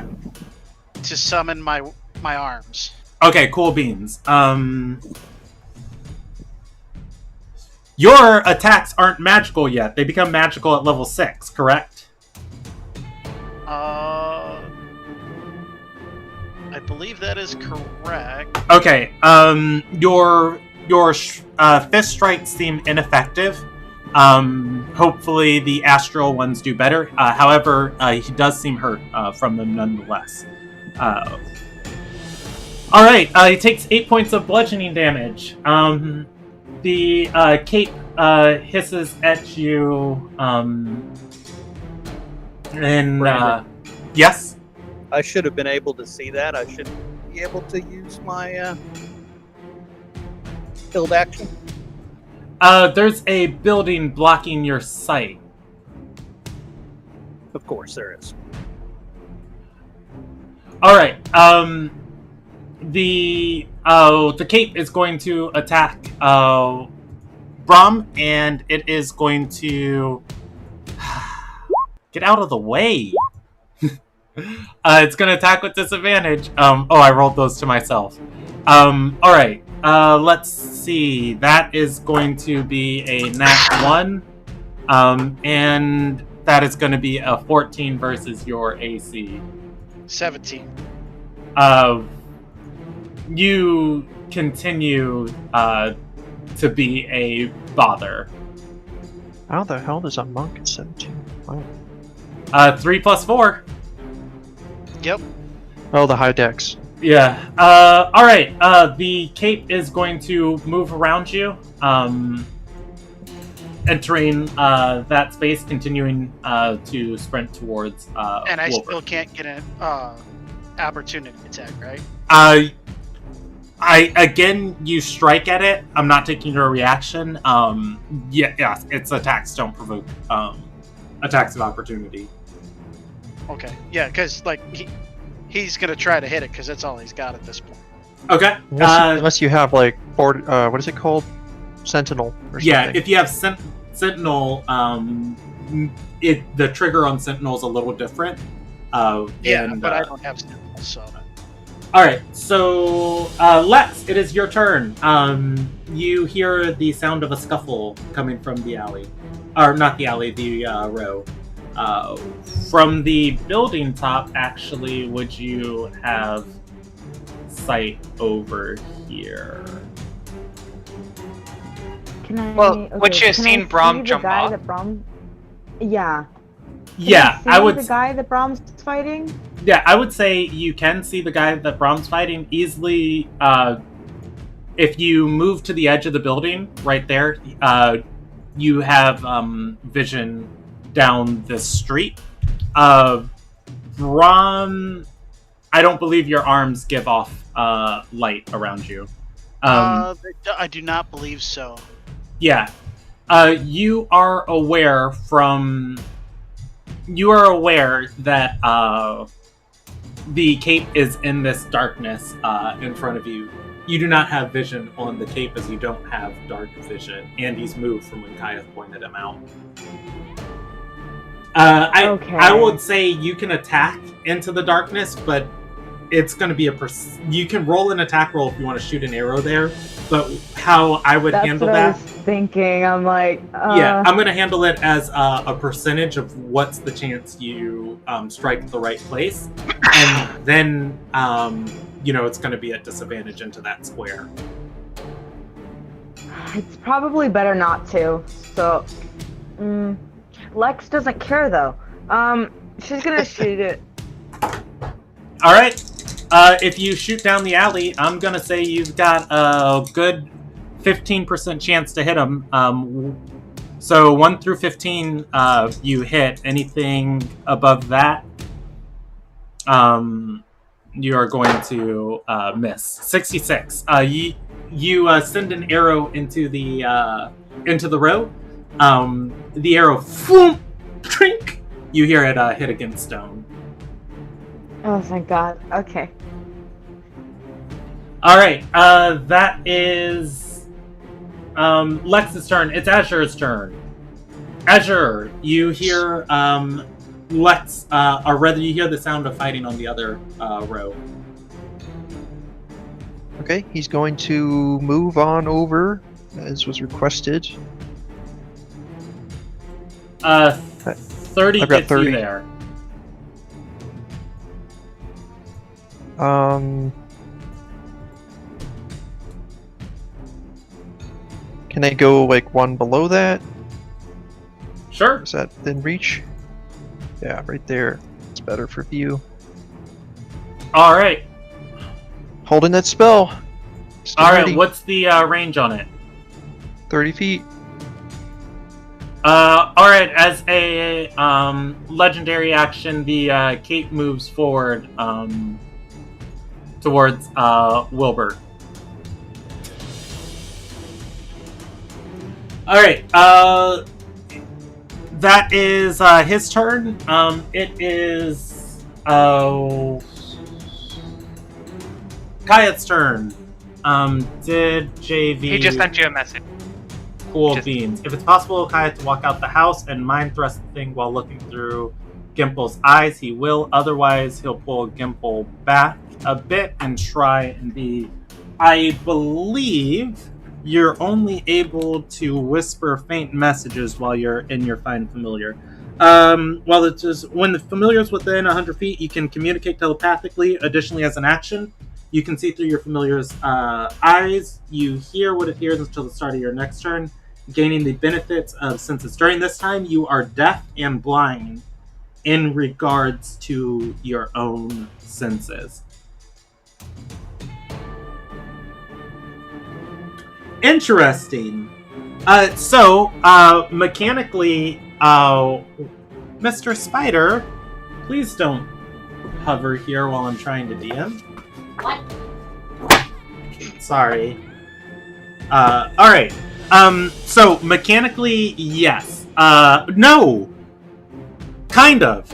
Okay, so mechanically, JV, you can cast a spell. You can walk outside and cast a spell. You're a blind man doing this. Most spells have a target of a target you can see. So I'm going to look at Mind Thrust. If you are blinded, you're not going to be able to target. Some spells like Fireball, you just throw at a point. You Mind Thrust one target you can see, but you can see through Gimple's eyes. Good point. I'm going. Let's see. You are able to target because you are aware of his location.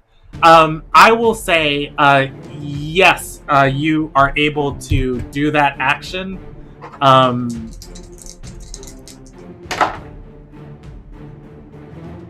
Kayeth is going to wander out of this building. I'm gonna roll him a d20 as Kayeth is blind to get out of this building. Well, actually, let's see Gimple's sight real quick. If Gimple has sight on this building, it can guide Kayeth out. It cannot. I'm going to roll Kayeth a d20 on if he's able to get out of the building. After much stumbling, Kayeth gets out of the door. Feeling around the wall, it took more movement than it would normally take for Kayeth to find his way out. Using Gimple's senses, you are able to target him with a Mind Thrust. I am going to roll that spell for you, JV. And let's see, it's got to make a intelligence saving throw. On can't take a reaction until the next turn. Moreover, in its next turn, must choose whether it gets a move action, or an action, or a bonus action. Gets 1 the 3 on a successful save. The target takes as much. And all right, it makes a intelligence saving throw. It is going to roll a 22 on that, and it is going to pass. It is going to pass that save as it takes that psychic damage. All right, it takes. Wait a second. Okay, it takes 4 points of psychic damage. At which point, this thing is not bloodied. It's got certain resistances against damages, and I'm keeping up with a lot. So I'm going to just tell you guys the amount of damage you are aware that it has taken so far, just to keep everybody on the same page. Alright, you guys are aware so far you've dealt 36 points of damage to this thing. It is not bloodied. With that, it is Nyoka's turn. Okay. You can hear me, right? Yes, I can. I'm assuming I did not see it, so my whatchamacallits did not go off. It did not. But I am aware of where he is. Yes. You're aware Kyath has stepped out and has sent a blast of arcane psionic Also, magic. Wilbur was shooting at it. I am going to move as much movement as I can towards it. Okay. Let's see. 5, 10, 15, 20, 25, 30. And then I am Or, going to hold on, let's bonus see. action. One square back. There we go. Bonus action, cunning action, dash. Okay, you get another 30. Do you want me to move you again? Yes, please. 5, 10, 15, 20, 25, 30 can land you there. That's perfect. Am I right on him? Yeah, all three squares there. Either of those will get you on him. Okay, that's fine. I am going to use my first action with my short sword. I am going to cast Booming Blade. Okay. And I believe it's just an attack roll, if I'm not mistaken. It's, yeah, a spell attack. A melee spell attack roll. Go ham! And believe. Oh, did I miss? A 10 is going to miss his AC. Okay. But since I also used my cunning action and I am within 30 feet, I am going to shoot out spectral axes out of myself. Does a 13 hit? For that feat, Shelby, I don't believe you can take a attack action with that when you use your cunning action. Yeah, you can, because cunning action is a bonus action. Yeah, and the booming blade was your main action. Correct. As long as I take a cunning action, which is a bonus action, not an actual action, I then can use the, what do they call them?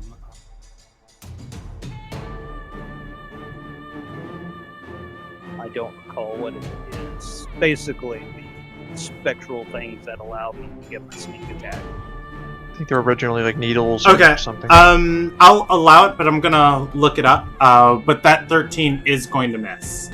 Okay. Alright, that is Nyoka's turn, and it is... Oh, at the end of Nyoka's turn, it is going to use its second legendary action and move 40 feet towards Wilbur. As it does so, your readied action triggers Azure. Isn't your third? Is that its third? Yeah, you used it one at the very beginning. Yeah, it was 40. And then you used it again when. Oh no! When it moved from Brahm, it used its regular movement to move from Brahm.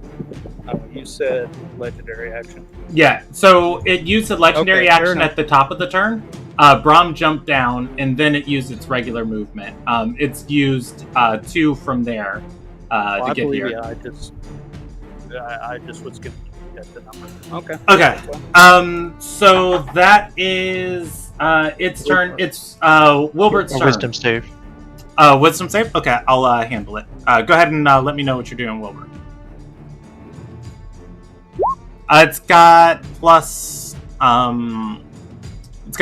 3 to that roll. It's going to be a 14. I rolled it as a wisdom check instead of the save. What's the DC it has to beat? Let's see.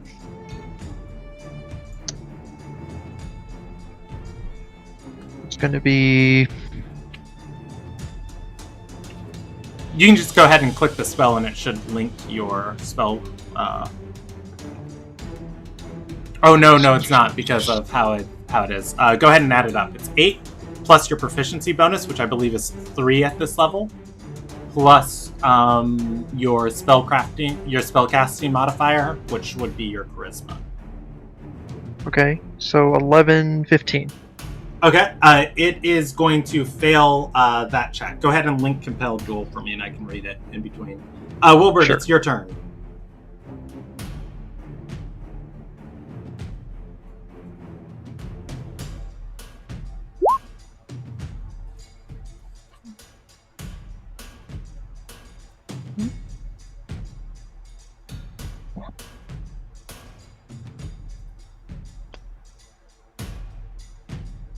Are you there, Wesley? We'll come back to Wilbur. I should unmute Oh, myself okay, first. cool beans. He's gonna kind of go not quite enough, and I'm gonna cast Scorching Ray on him. I'm gonna target him with all 3 rays as my main action. Okay. Before I do that, I'm gonna roll a D8 real quick for Arcane Firearm, which tells me how much extra. It's okay, 3. And I have Bless on, right? You do. Okay, that's Son of a bitch, so do I. You do not. Compelled Duel's concentration. You've been concentrating on readying that action. Okay, I broke it with my concentration. Yes. That's true. Okay. fantastic. Alright, well, let's see what happens. 14. That is going to miss. That is going to hit. Hey! That's going to miss. No, it's not. You know, I'll be kind, though, and I'll let you re-roll that last one. No, it's fine. I like it. Go ahead and give me damage for 2 out of those 3 rays. Alright, so that's 5 plus 3. That's 8, and then 8 plus 8 plus 3. Wait, where's the 3 bonus damage? Arcane Firearm. Okay, cool beans. 16, 17, 18, 19. 22, 30. 30. Alright, as my bonus action, he's gonna shoot him with his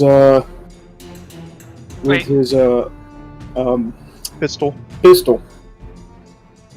Or try to anyway. Do you add the...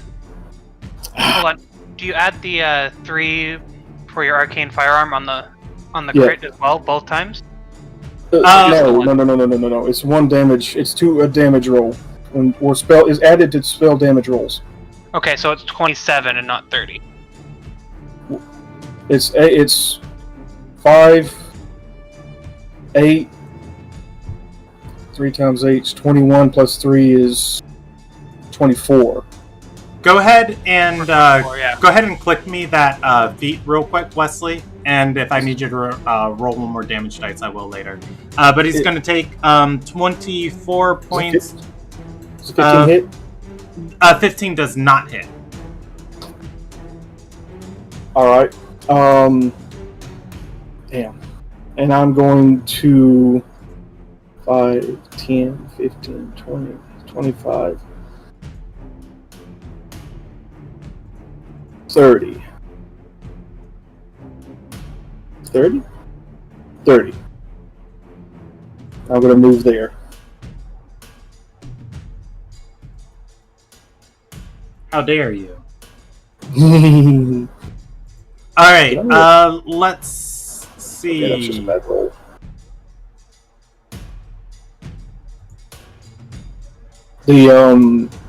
If it makes a difference, well, it didn't hit, but in the future, the pistol is force damage. It's a ranged spell attack, so it is magical. Okay. For when that comes up. I've got it recorded. Let's see. Anaziah on deck. Okay, so Give me on deck, or you mean my turn? your turn's about to come up. Okay. He's going to he's got to make a wisdom save real quick.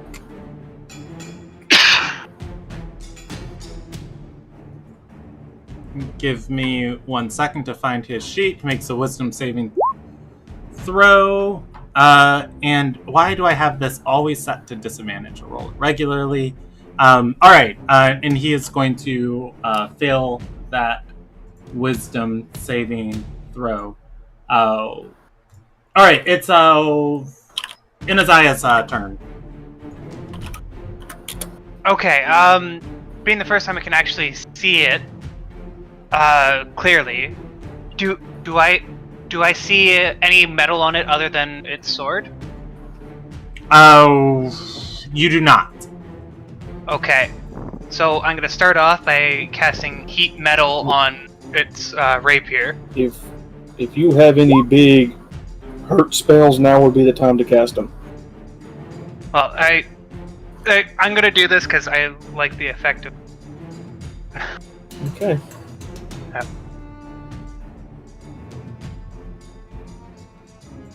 So it takes 5 fire damage. Okay. Well, if it fails that save, I believe it heat metal. No, it takes the damage, Okay. and then it has to see if it saves to keep its weapon in hand. Okay. Cool beans. All right. It takes that damage. It is that is your turn. Do you have anything else you're doing? Yeah, I'm also going to move up to it. Now, did it succeed on the Constitution saving throw or not? I thought that was on its turn. Let us see. It just says creature must succeed a Constitution saving throw. Okay, I'll roll it one. Give me 1 second. It is going to fail and drop. Excuse me. Okay. In that case, I'm going to run towards it.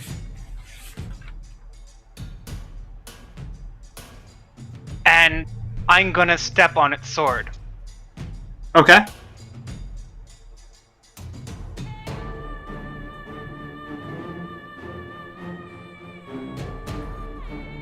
And that will be where I end my turn.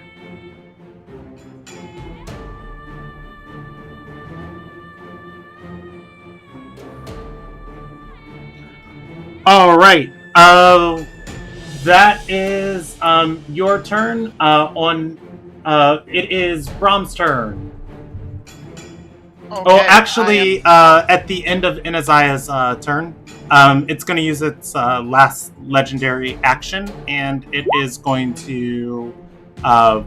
Let's just turn that off. There we go. It is going to make a rending strike. And it doesn't have its rapier in hand. It's going to do this as an unarmed strike. And we will roll its unarmed. Right? Unarmed strikes aren't weapon attacks, though.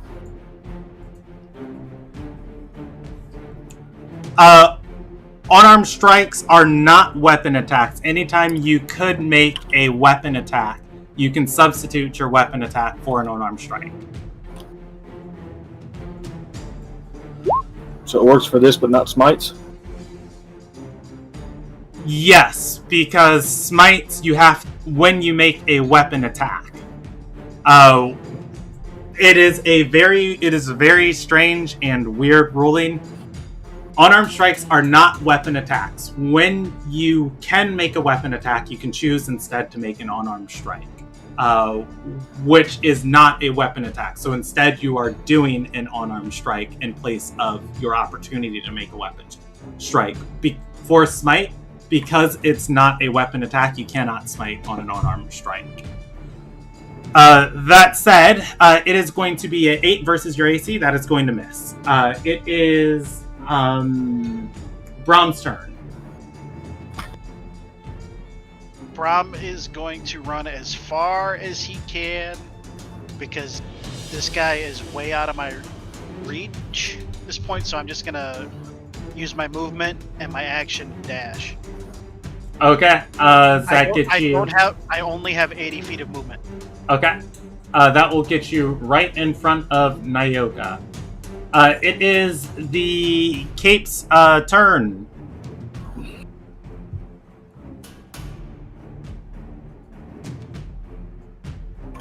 I'm curious to see what it does here. You know what? It's gonna make an unarmed strike and an unarmed strike at you. 11 and 13 versus your AC. Both miss. All right. At that, compelled duel is the most annoying thing in the world. It makes another wisdom save. At which point it is going to fail the wisdom save. It is going to move to attack Azure. And of course, when it makes attacks against anyone other than me, it's getting negatives. Yeah, it rolled with disadvantage. Gotcha. All right, that is where it is going to land. It is Lex's turn.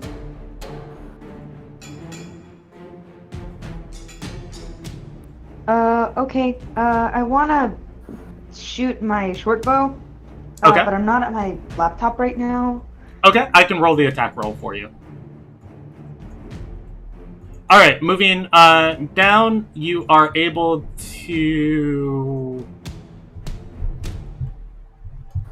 Wilbert is emitting light. I'm going to move you right there and in between these two squares. Let's see if that lets you see off the building. That does let you see off the building, and all players should have light on Wilbur so you can see him. And I am going to make an attack roll for Lex. Short bow. 17 is going to hit. He is standing next to one of your enemies. You can choose to apply your sneak attack. Yeah. All right. The short bow is going to hit. The arrow seems slightly ineffective. It is takes the damage.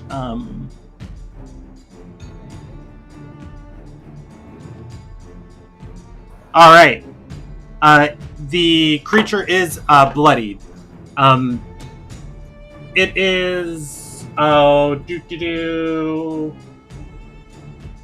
Azure's turn. Azure, before your turn, it is going to use a ready action and make a strike at you. It does not have disadvantage on that.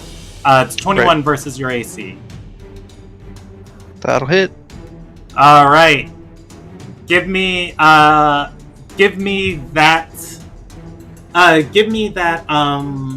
con saving throw to keep concentration on compelled duel. It deals 10 points of bludgeoning damage and grapples you. All right, compelled duel is going to fade. And I'm grappled. You are grappled. I don't get to resist that. You have to make a DC escape attempt. Yeah, on your turn, you can make an escape attempt from it. Am I mistaken, Brandon, in that I thought in order to break concentration, you had to roll less than half of the damage you took? No. 10 or half, whichever one is more. So in this case, yeah, okay. Because 5 is less than 10, 10's the check he has to beat.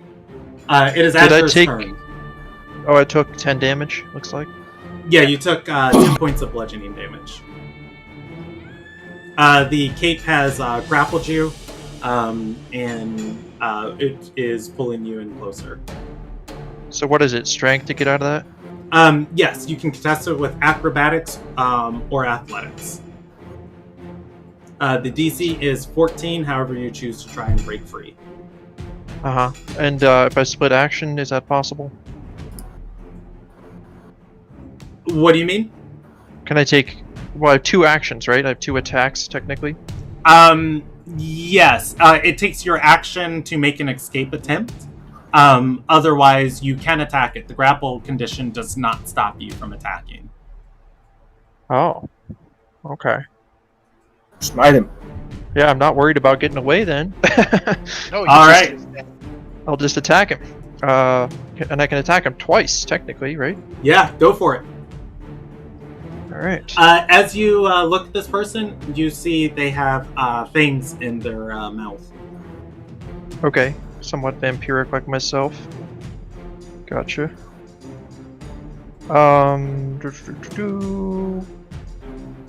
Here we go. So I'm going to use... Well, I don't have to declare smites unless I succeed in hitting, right? Yep. So I'm going to try hitting. That is going to miss. You have one more And I'll attack. Try again. That is also going to miss. The locked into combat, the cape and you are going to go back and forth. What is it with y'all paladins and hitting your strikes, man? Come on. At which point, at the end of your turn, the cape is going to throw you aside and move up the building side. All right. That is its second legendary action. Or hold on, let me double check just to make sure I'm not cheating you guys. It on its turn it attacked in a Zaya, and it moved forward and used one to attack. It used one to attack Azure.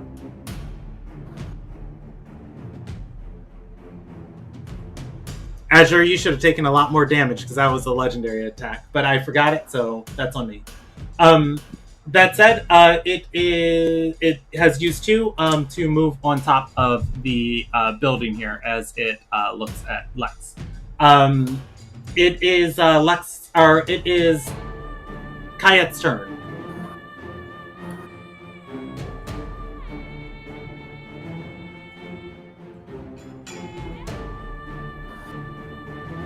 Oh, freak. I was just like, why is JB not saying anything? Let me see if he gave me any instructions. Kayeth will bring Gimple closer if it's possible to use its hypnotic gaze ability, while Gimple he will move up to hypnotize the thing. Otherwise, he will try to stay back and mind thrust. Alright, Gimple will move here. I'm going to put Gimple in between these two squares as Gimple has vision of the site. And I am unfamiliar with the hypnotic gaze. So let's go with Kayeth and hypnotic gaze link. Alright, when you choose your words enthrall a creature, as an action, choose one creature that you can see within 5 feet of you. If the creature you can see it must succeed on a wisdom saving throw against your spell in subsequent turns, you can use this action to maintain. Okay, so while your familiar can deliver touch effects from you, this isn't a touch effect.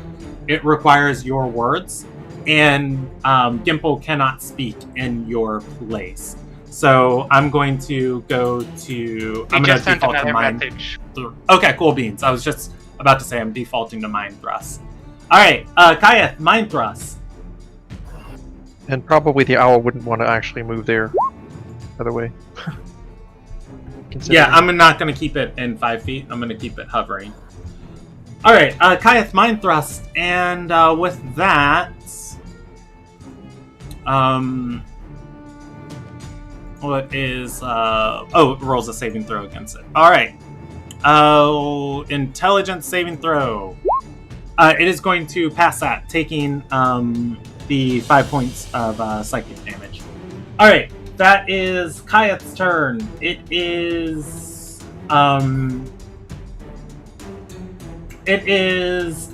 Nyoka's turn. Do I have the ability to hit him from where I'm at? Yeah, I'd say you have vision on him. I'm going to move you here, but you're not actually occupying that square. He's on the lower part of this house. Did you see when I moved you to the roof? Can I climb up there within my 30 feet? It's going to take a dash action to get up there.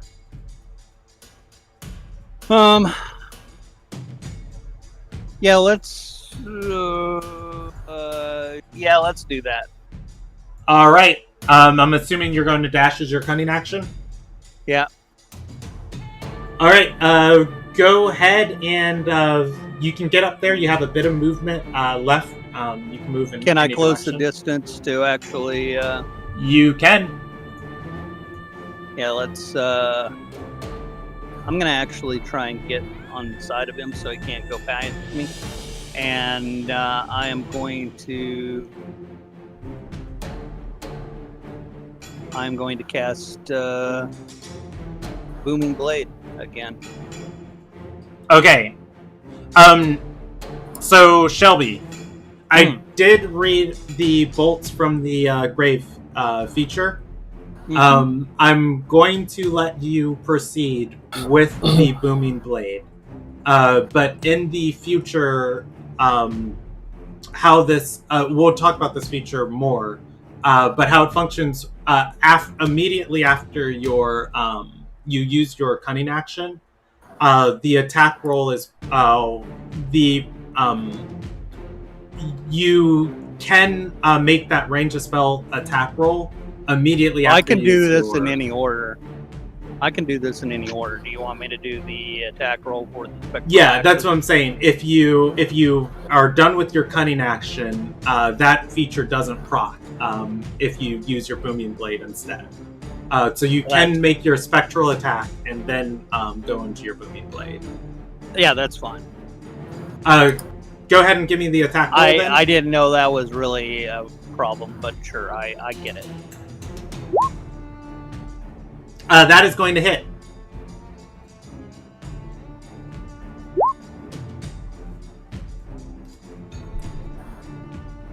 Alright, and then I'm going to...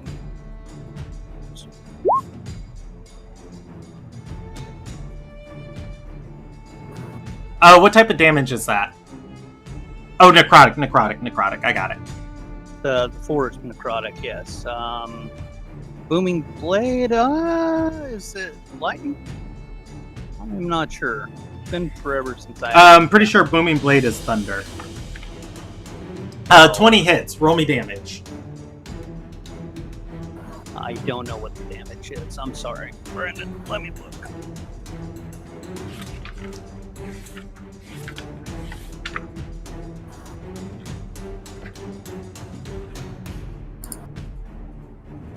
I'm fairly certain Booming Blade is 3d6. Oh, 1d8 for Booming Blade? Okay. Is that a cantrip? Yes. Yes. Okay. I was getting it confused with another attack that produces like a... Oh, I'm sorry. It suffers sword. a normal attack effect, but if it moves, then it takes 1d8. So it's just a short sword attack. Okay. So 8 piercing. Okay. It is going to take that damage. Your short sword doesn't seem as effective against it. Oh, let's see. That's. But this creature is bloodied. All right. That is Nyoka's turn. It is going to use its third and final legendary action. And make a unarmed strike against Nyoka. 15 versus your AC. Hit. All right. It is going to hit, and it applies its rending attack to that, dealing a additional damage. It deals a total of 28 points of damage. It digs its claws into you, and it also grapples you. That is Nyoka's turn. It's Wilbert's turn. Wilbert, you see Nyoka and the cape engage. Okay. Well, So, what is it called when you make a regular attack and also grapple somebody and whatnot? That's a grapple attempt. You substitute one of your attack rolls to make a grapple check. Some creatures, Okay. this is gonna hurt. some creatures have the ability to grapple as part of their attack action. Alright, I'm gonna cast my last. I want to give you the forewarning before you make actions on your turn. He has partial cover from where you're shooting. You're shooting up at him. Part of the building is blocking your vision of him. You can see him from your vantage. Okay. What does partial cover mean? Partial cover means he has increased AC against range attacks. Okay. Well, we're gonna do what we can do, and that's shoot him. So I'm gonna cast Scorching Ray, all 3 rays. RNG gods.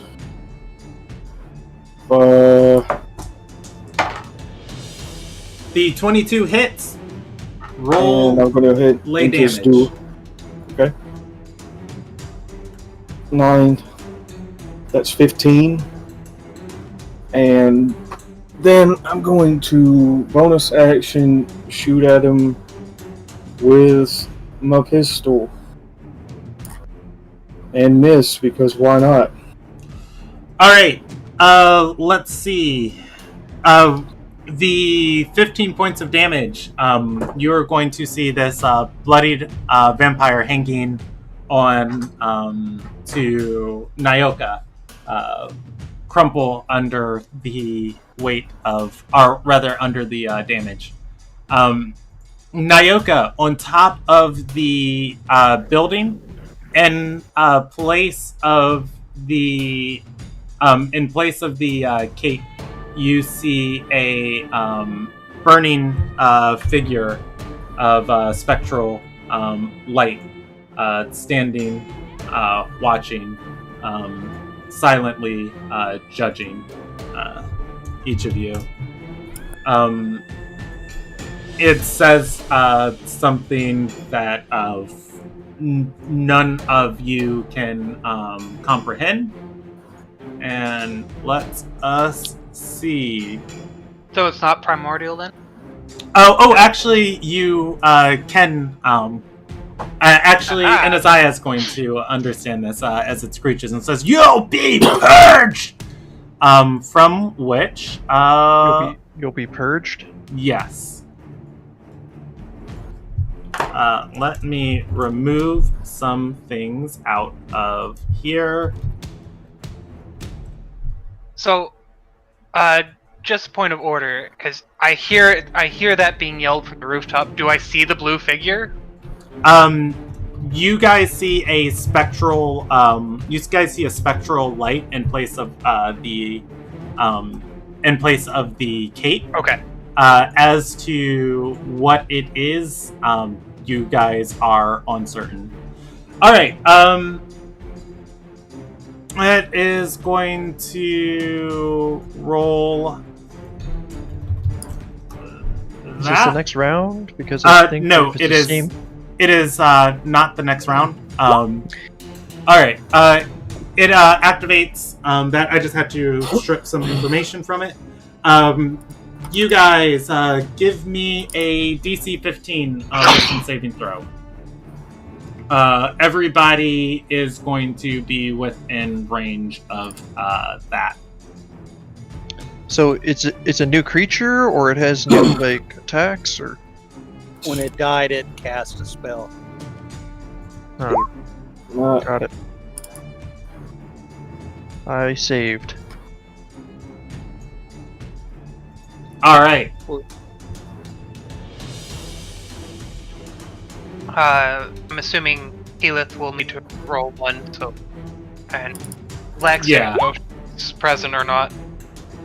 Give me 1 second. I'm checking on the protection. Good.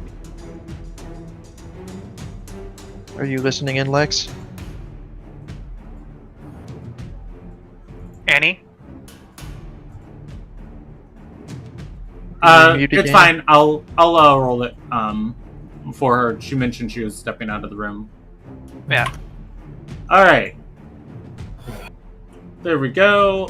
This the figure is replaced with the ghostly figure in front of I don't in have front to of roll that Nyoka. because it can't be charmed, frightened, possessed.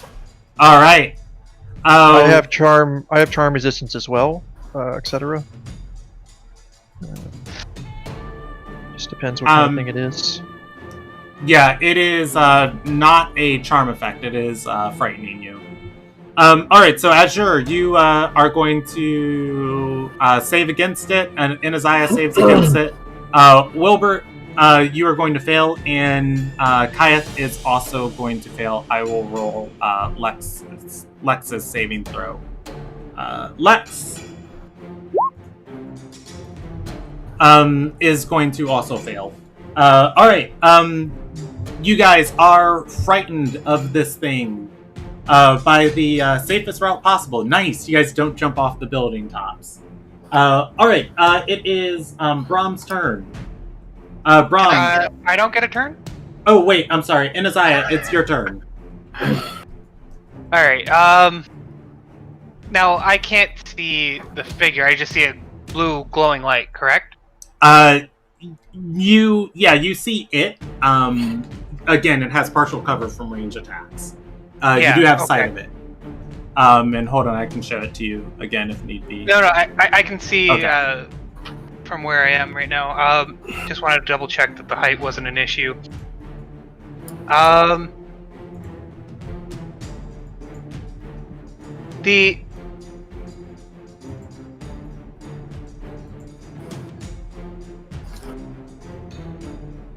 Now, is Lex on the roof or is she on the ground? Lex is on the roof. Hi, Damn, I can't. Welcome back. I'm on the roof.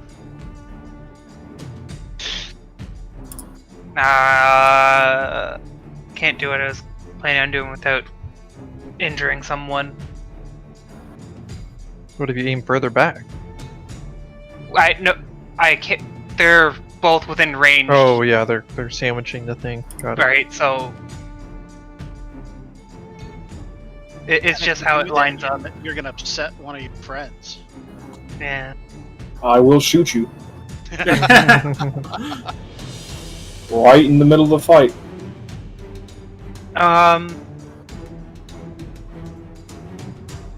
Okay.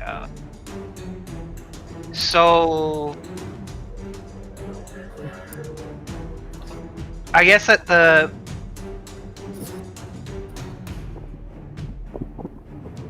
best I'll be able to do right now is I'll cast Scorching Ray. Now, this would be at disadvantage here. And hold on.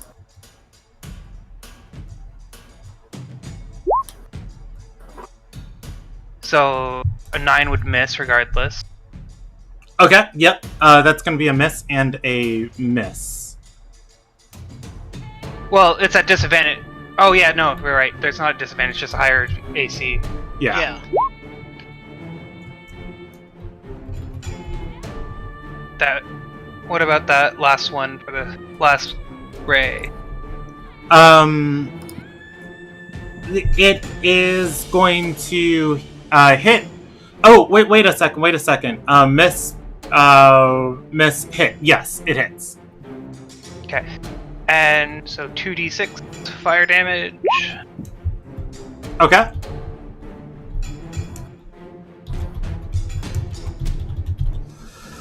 All right. Whew. Okay. Your fire is going to hit into this thing. I'm going to designate this as M1. As your fire hits into it, you see the flames, the spectral flames on it start burning brighter. Damn.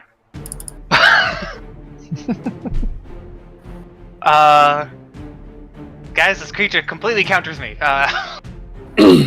Well, fire probably isn't good against fire creature. Yeah, I know.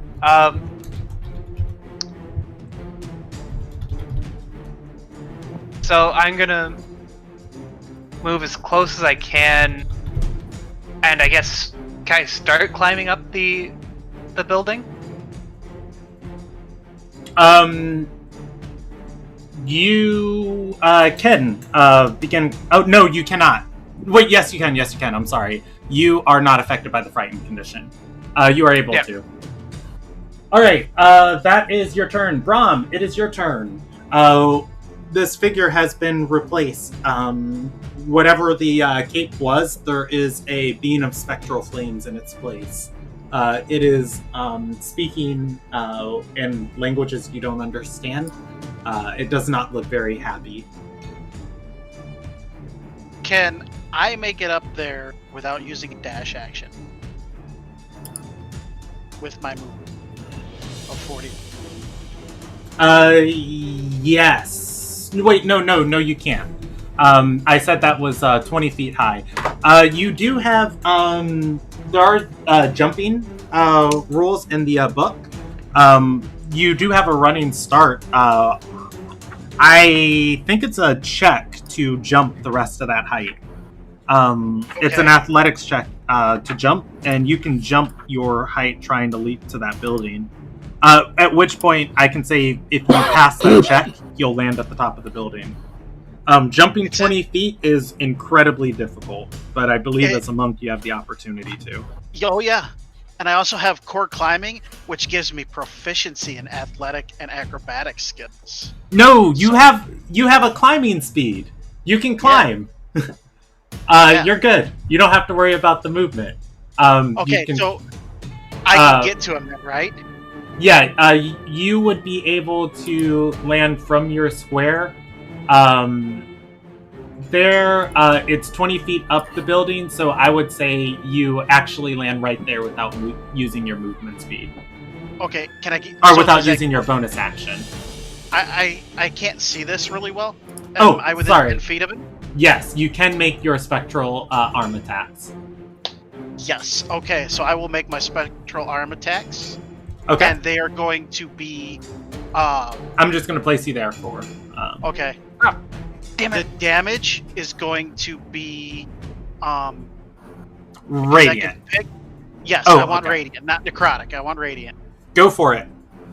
So, I get 3 attacks.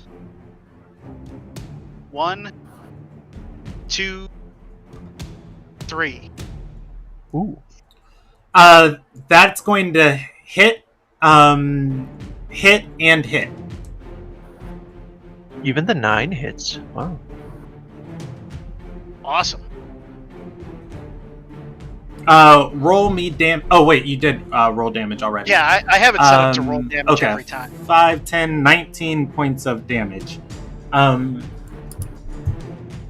It is going to... that is your turn. It is going to speak again, and nobody except Inaziah understands this. It comes out as a primordial screech. Inaziah, you hear it say, "You know not what you've unleashed upon these lands. Until you've been pushed back from the tomb, all will be purged of the life that clings to them." At which point, it is going to move off of the rooftop. Brahm and take 1d8. Nyoka, the opportunity. The booming blade is going to go off, and a puff of thunderous sound is going to echo from its square. It doesn't seem to affect it. Bram and Nyoka, where you think this thing's magic was what was causing the creatures it was inhabiting to be so elusive and hard to hit. Right now it is completely magic. It provokes attacks of opportunity from you when it moves it out of your square, if you choose to take the attacks. Yeah, I'll take it. Absolutely. All right. Give me 2 attacks. And I'm assuming Anaziah doesn't get one. Though it did look like it flew right over him. Yeah, I'll give Anaziah an attack. Woohoo! Let's see. That's going to hit. That's also going to hit. Give me damage, Shelby. I got the damage for Brom. Yeah, that'd be. Let me just throw sword. I should have just done that to begin with. Sorry. All good. You can apply your sneak attack as Brom is next to you. Give me that attack roll for Anaziah, and then I'll tell you what happens next. 5 damage. Anaziah, you hit. You do 1 point of What's damage. your sneak attack, Shelby? 2d6. Yeah. Alright. However, it does. It's not It is magical damage. Yes, One it is point of magical damage now because of Shillelagh. Yeah. All right. So let's see. 30. That's 13. Okay. Woo! All right. As this thing leaves the rooftop, you guys are going to see it walk over to the corpse of the creature it killed earlier that was murmuring. Once it gets within 5 feet of it. Didn't we set that guy on fire? I burned it. Yeah. You did burn that guy, but it's once it's inside of it, it is going to use its. It is going to cause the body to almost. It's going to cause the body to contort in strange necromantic fashions. At which point, it enters into the vessel. The corpse becomes enshrouded into in that spectral shroud. Again, it looks back towards you guys, and it is going to move off. Brandon. Yes. I did that wrong. It was supposed to be a D8, and because I used Shillelagh on it, it uses my Wisdom modifier, not my Strength. So it should be a +3. I am not re-rolling that. I know. Can we use the +3 instead of the -1? No. Simply because I haven't. I've messed up on damage myself this fight, and I've given you guys the grace of not, retroactively reapplying it. So just being consistent. That's perfectly fine. It is my mistake. That's why I thought I'd ask. Yeah.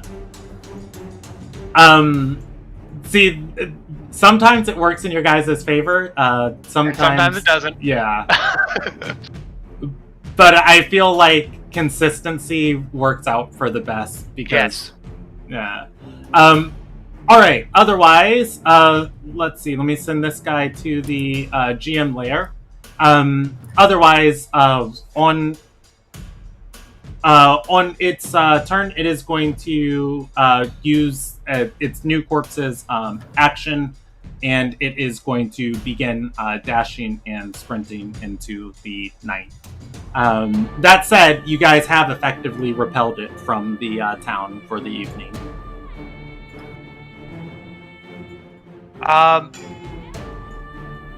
Was there any remains left over from where he was standing while he was grappling? You can see the creature that is left in its place. Its joints are detached as they seem to have been incinerated from whatever this is. It's got blackened holes in its eyes. On its back is completely maimed, turning over like what's left of this corpse of charred and likely magic, and or rather likely from whatever this thing did to it, and that radiant energy expelling off of it likely wasn't meant for flesh. Okay. So there's no items on it or anything. It's just a chart. Oh, items on this thing. Actually, it would have some stuff. I will roll a percentage die of what survived. Hold on. Before we continue, like, it's moving away.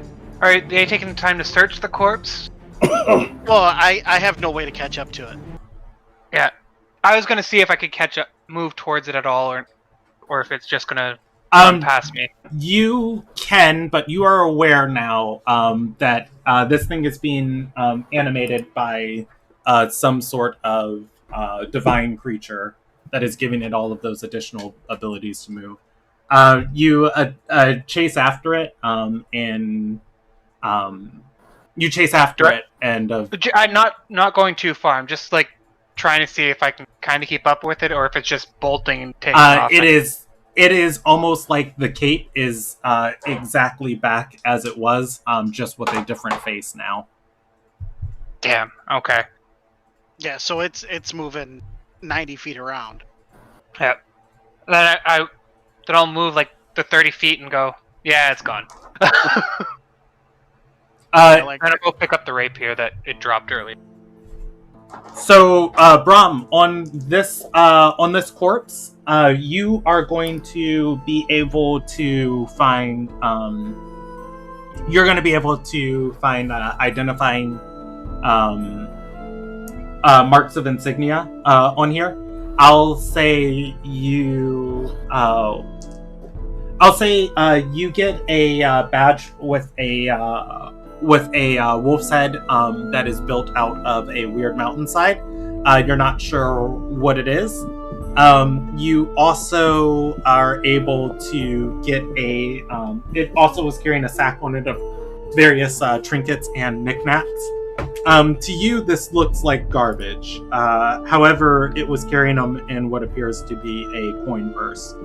You assume that you can sell these for a bit of coin. What does Nyoka think of them? Let's see. I'm about to roll off of the trinket table. If you give me 1 secondo. Okay. Brown was going on the assumption that the cape was what was making do the flying thing. So he's looking actually for a cape. The cape was the spectral creature. Yeah. Well, but yeah. He doesn't know that. That's fair. Let's see. Trinkets, 161. Shelby, do you want to roll them or do you want me to? Sure, I'll roll them. I'm rolling like garbage, so. Alright. There are 9 of them. Roll me 9 D100s.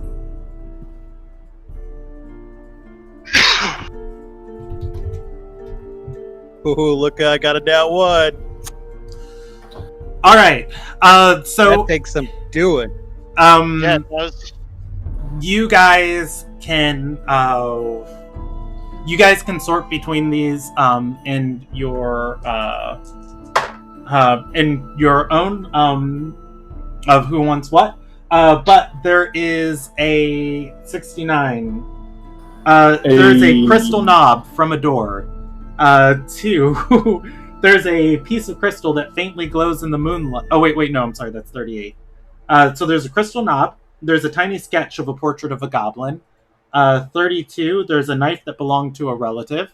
95, there is a petrified mouse. Oh, that's cool. Wait, a knight that belongs? A knife. 52, there are 2 toy soldiers. One is missing a head. 1, there's a mummified goblin hand. Like this person had something against goblins.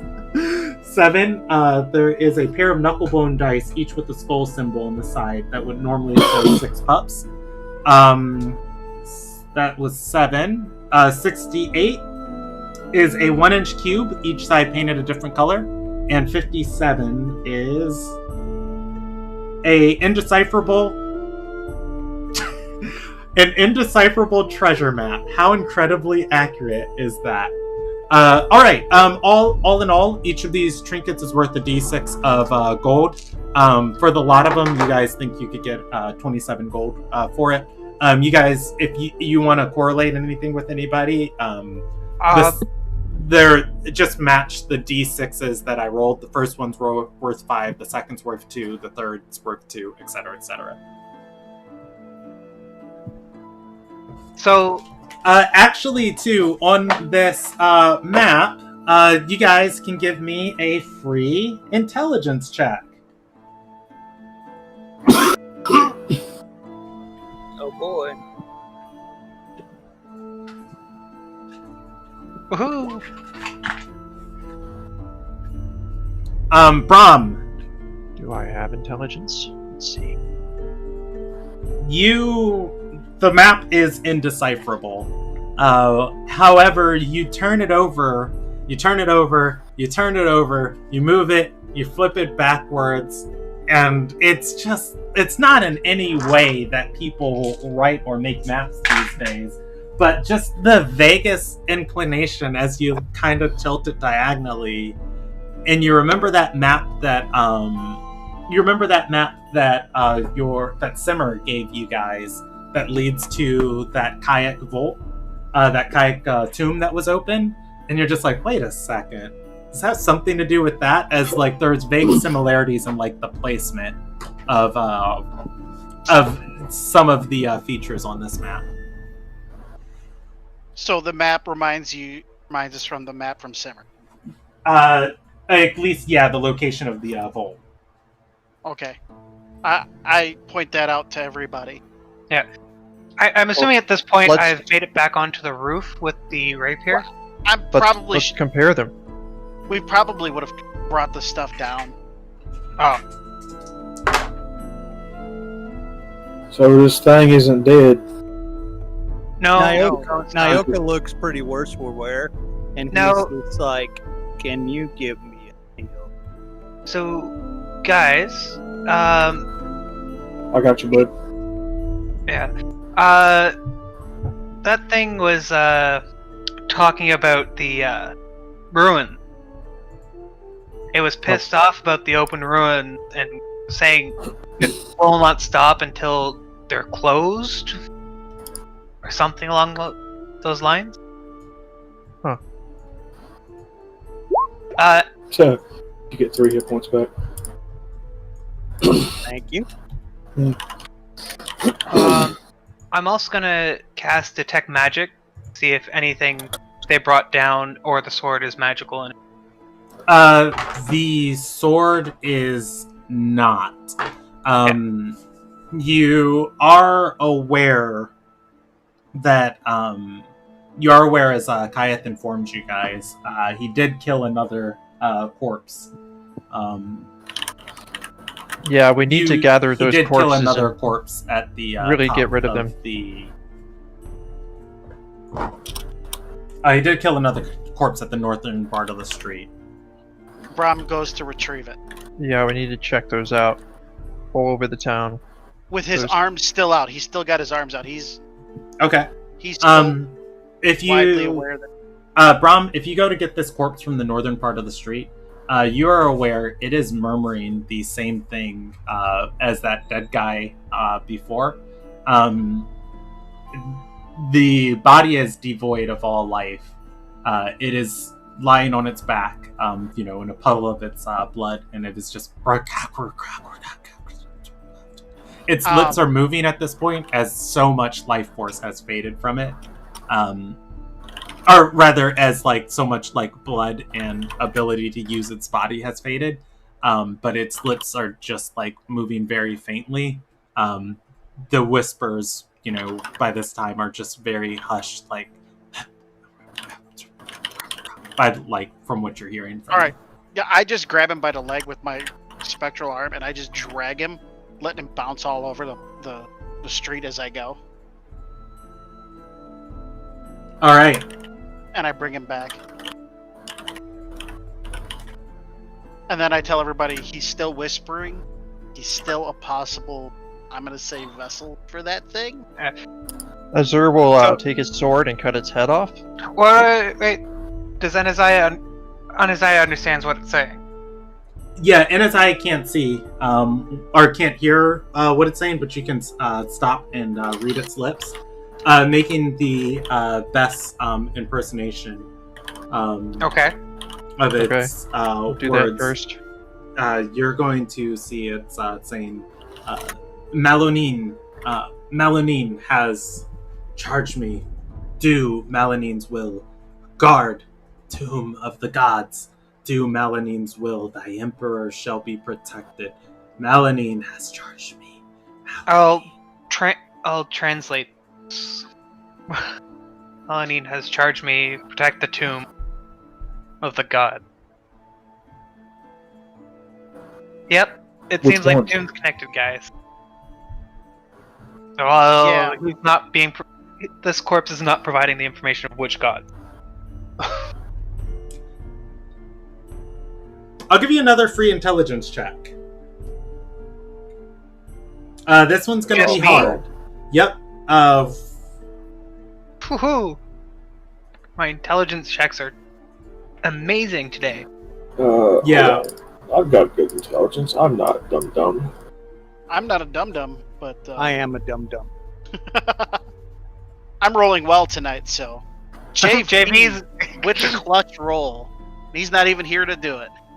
Yeah, as far as Kayeth and Brahm are the only ones that are going to be aware of this. Brahm probably with some form of dealing with the crown, the bandits that run the desert, and Kayeth likely from some form of study.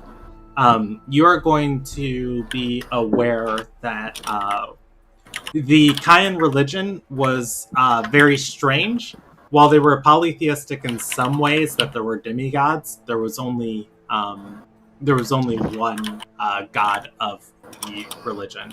That said, they didn't have a lot of words to decipher between.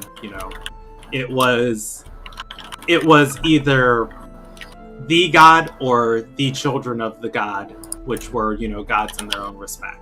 So when you say like which god, as far as greater deities, there's kind of one. As far as like minor deities, those are debatable of if they're even gods or not.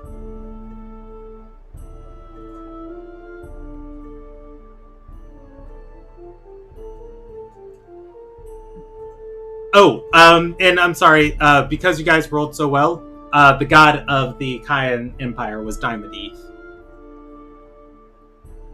And JV's not here to be able to... Back now. I just got home. Oh, cool beans. Cool. Yeah. So when you ask which gods, Brahm and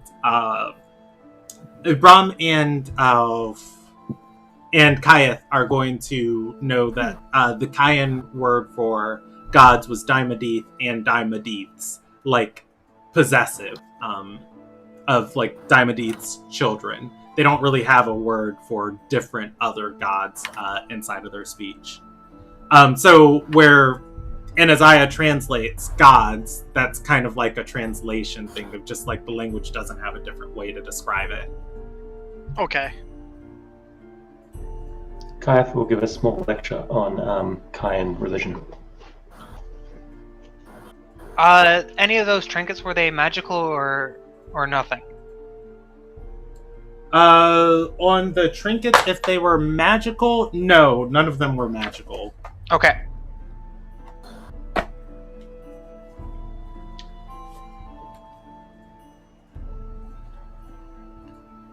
Shall we collect the evidence of our victory and rest and collect our reward in the morning? I suggest we collect all the bodies who are like this and somehow destroy them, because they're potential hosts for this thing every time we kick it out of a body. Well, I absolutely agree. Yeah, but now Can I cut its head off? we're now? gonna do this. Yes, now you can cut its head off, and I'm gonna burn it pretty good. I don't know. Burning it didn't work. I know. So I cut his head off and see what happens. As soon His as you head. take his head off, Brahm uses his astral arms to start tugging on the wrists and try and pulling the arms off. hey, could you guys calm that shit down? When you cut Kayeth the head turns off, away. when you cut the head off of this corpse, it is going to bleed. It's going to bleed for a little bit, but not as much as you would expect. Instead, what starts coming out is ichor, as this thing's blood started turning into like this black viscous goo. Not much blood is left inside of it. The head, actually, I'll roll it a percentage die of if this thing. Yeah, the lips keep moving very, very faintly. However, you feel like if anything did try and invest itself in this body, there's not much it could do with this. Here's an idea. Instead of desecrating these corpses like a bunch of maniacs, why don't we take them and bind and like wrap them in burlap and tie them up, so that if he does get in one of them, he's already nice and wrapped up, present for us to get rid of. And not leave charred, dismembered, whatever the hell you were trying to do there, corpses all over the town. Good point. As you guys are saying that, the 2 patrolmen are going to step out of the house and they're going to say, Shh, you guys see that? They came... Did we give that guy a name last session? Did we name him Darrow? I have Darrow. I don't think you named I him. don't know. Okay, I have Darrow in my notes here. I don't know what that is for. Nyoka is going to be, you mean when we killed the cape? And they're going to say, yeah, but the thing just jumped into Darrow, even though we set him on fire. Yep. That's the thing that happened. That's why I cut this one's head off, but it's still talking. Wait, is it still talking with its head off? A little bit. Yeah, looking at it, I'm not going to make you guys roll checks for it. Ever so faintly, you see, like, its bottom jaw kind of goes down and then back up. Its lips can't quite form words, as there's no life in this thing, but there is animation to it. Azura will clean his sword off. Oh, okay.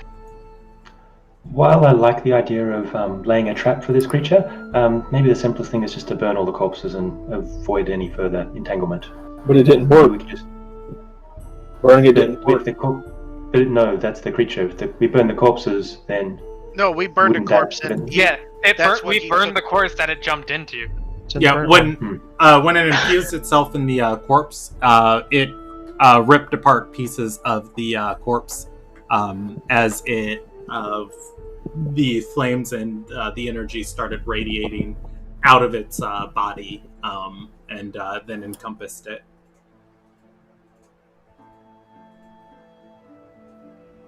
Yeah, So, burning the corpses, unless we burn them to ash, will not work. Nyoka Even no then, like we're not sure. Could be Nyoka done. no like the suggestion, but maybe we should talk to our friends over in the abbey up the river. Well, You have friends in the Abbey? I do know what religion they are now. That's an excellent suggestion, Nyoka. Yeah, except it seemed like they had about 3 brain cells to run up against, amongst them. Last time we talked to them. That's because you were talking to the dummy. There's some smarter ones inside. They don't deal with the people outside, though. They don't leave the dummy. Well, that's the problem, is getting to the smart people inside. Well, one thing I think we should do right away is go find the commander of the patrols and inform of what we found out. That might be a waste Nyoka, of time. Nyoka says, Nyoka know how to get in. We probably need to let HQ know about this. Yeah, that's going to be something we're going to need to do as well. We should also consider if we want to try closing this tomb rather than fighting this thing night after night. Yeah. Might be our only option. We were going to go there to rob it anyways. Did we actually get a cape? No, there's no. cape- It didn't the have a cape cape. was, The cape uh, was the ghost. It's a fiery ghost. No, but we got witnesses that we fought it, pushed Yeah. it back. And So, Uh, and do you that's think why that's enough to get our reward? The 2 patrolmen are going to stand up and say, "Oh yeah, we've watched Sorry, we didn't use our crossbows. We were kind of petrified at that thing. You guys probably would have hit us. And Nyoka goes, no, friend. You helped us push it back. We all deserved a reward. They're gonna look at each other and say, "We were told Terai on this, not ancient spirits of sleeping sands." Potato. You're not quite wrong. That body up there is of a Terai. And Nyoka kind of stares at him really intently, like he gets in the uncomfortable, in their face, kind of in their space, and goes, "Yeah, but that's where promotions are." Now, and then he steps back and sits down. Now, we should go inform their supervisor regardless, because if it can infect every corpse that it's killed, it's been killing 6 or 7 a day, right? It's going to take us a long time to secure all those bodies, and we don't even know where most of them were buried, right? So we need to get him to mobilize his crew to deal with that. Agreed. We're gonna have to nip this thing at the source if it's gonna. And the other thing is, these two are big proof that we've fought this thing and defeated it, in a sense. It's better to do that now before these guys disappear on us and we'll never find them again. So I'm hearing a suggestion that some of us go, or all of us go with these witnesses and take the bodies and try and claim our reward? Yes. Yeah. As a group. As a group. I don't trust that thing not to still be lurking around here somewhere. Yeah. Yes. Excellent. Then let us try and find this captain. Turn to the two guards or patrolmen and go, "Do you know where he'll be camped, or where he is? Where should we look for him?" They're going to look at each other and say, "Well, Head Town's the safest part of Zewatekis right now. If anything, the captain is Merc should be somewhere residing on the head." They point to the massive round stone structure in the center of town. Yes, my favorite watering hole. Alright. Come on, guys, let's go. Lex, shall we look for your arrow?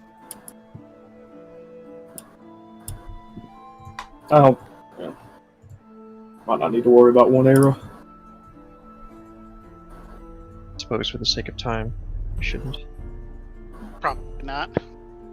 All right. You guys go to find the captain. I just checked my notes for Zewatekis. I don't think I ever named him last session. Captain Cornwall. Yeah. So I'm going to name him this session. I'm going to name him Candelo. Actually, I'm going to name him Candle. Cornwall. Well, there's a reason. And I don't think I mentioned his race last time.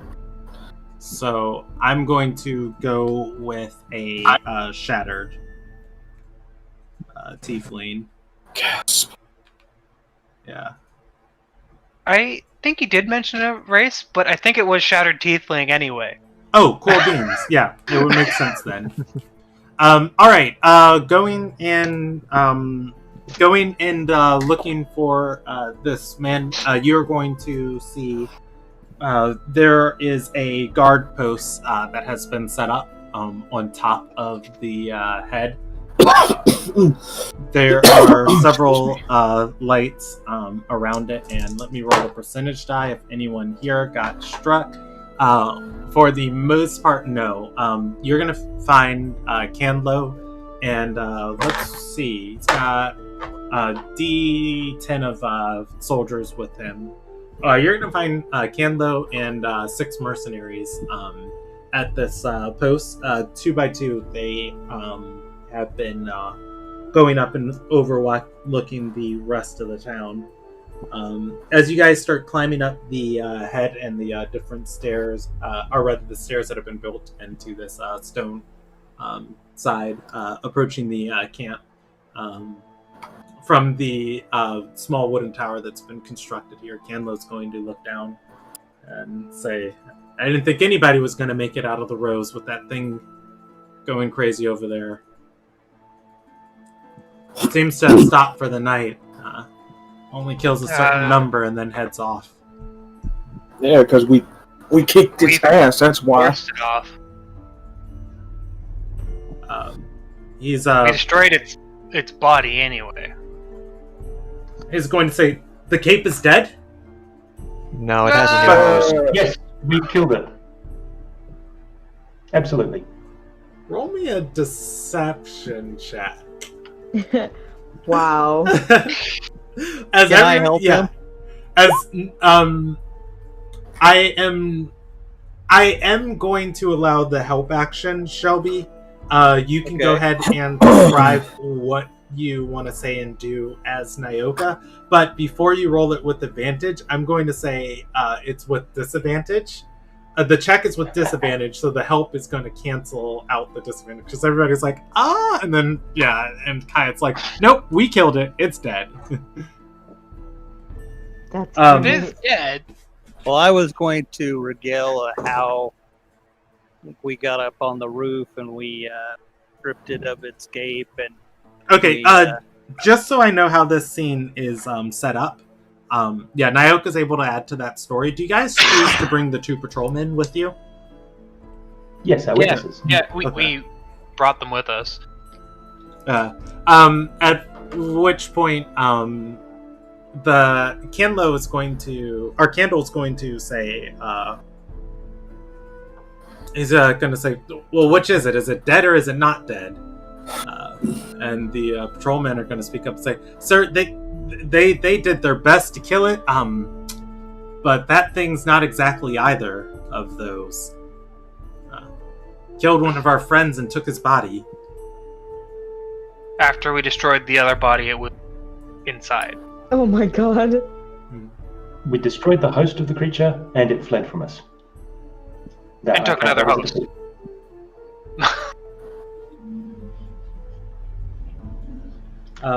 Kai So- rolls his eyes at his eye. He's going to say, "Damns.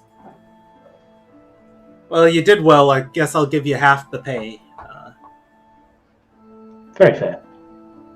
Now hold on a minute. We put our lives on the line. We destroyed it. That was the agreement. It has no. It's running around in a burnt up corpse. So we're gonna ask for that full pay. If it doesn't come back tomorrow night, you can have the rest. Hell, I'll write a letter to the Shield Hand for you. If Or it comes Bridge, I'll back write a tomorrow letter night, to the, then we don't Shield do Hand for you. anything. Ooh.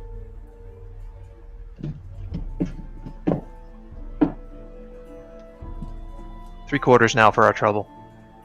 Roll me a persuasion check, good sir. You got some type I'm of gonna- doll. I'm also gonna say, and the other thing is, we did learn a few things about it. We might be willing to share. So I don't know if you'd count that as help or not. 22 is pretty good. He's gonna say 3/4 now. Huh. Share the knowledge. 3/4 now. If it comes back tomorrow night, I'll expect a quarter of that back, and if it doesn't, I'll give you the other quarter. Sound fair? No, we want double if it doesn't come back. Way to extort him. He's trying to extort us. Look, He's at that. Naoka He's approved. gonna say, "Look, let's just finish our business arrangements here." He's going to call back to the camp and say, "Hey, lads!" One of them's going to get up. Listening to this conversation, you hear the shuffling through each chest, the clanging of metal. Brings a coin pouch over.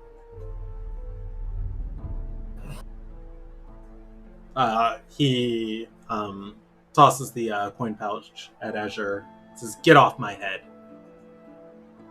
Azure Now- catches it. This is the guy. These are the guys that opened the tomb, right? No, these are not the guys who opened the tomb. Okay. Do we know who opened the tomb? Yes, the crown opened the tomb. Okay. There's some information you need to know. There's these bodies that keep talking, right? After they're dead. Those are animated by this thing, and they're potential hosts for it. So it'd be best if they were at least beheaded and maybe dismembered, or really tied up very well, so you capture the thing if it goes inside. Capiche? Yeah, we We've been- tried burning the one corpse and still took it over. what's capiche? Is that Elvish? Half Elvish. Tarai. Half Elvish. We've been No. we've been doing Heimsdalian rituals on the fallen. And nobody asked us to, but fair is fair. What is that? What is this Heimsdalian ritual? The rich are cremated, the poor consumed by the earth. Those who we find enough gold on to pay for the coal,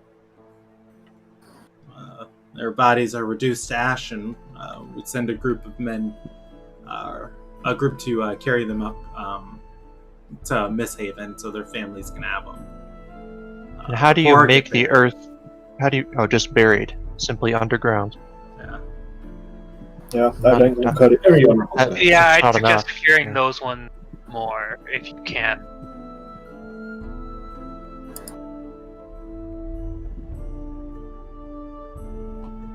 That's what you've been doing. Ain't you been cutting it?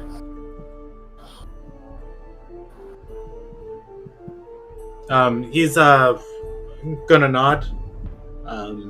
Say, as soon as I get more coal in town, then all the dead will be cremated.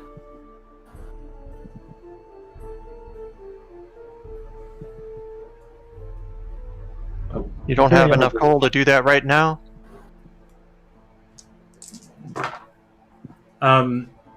He is going to say, well, I just gave all my coin away to some pushy adventurers. I would say no. Pushy adventures that saved your ass, yeah. Naoka goes, then you probably got to do it the poor way. Remove their heads and limbs and bury them separately.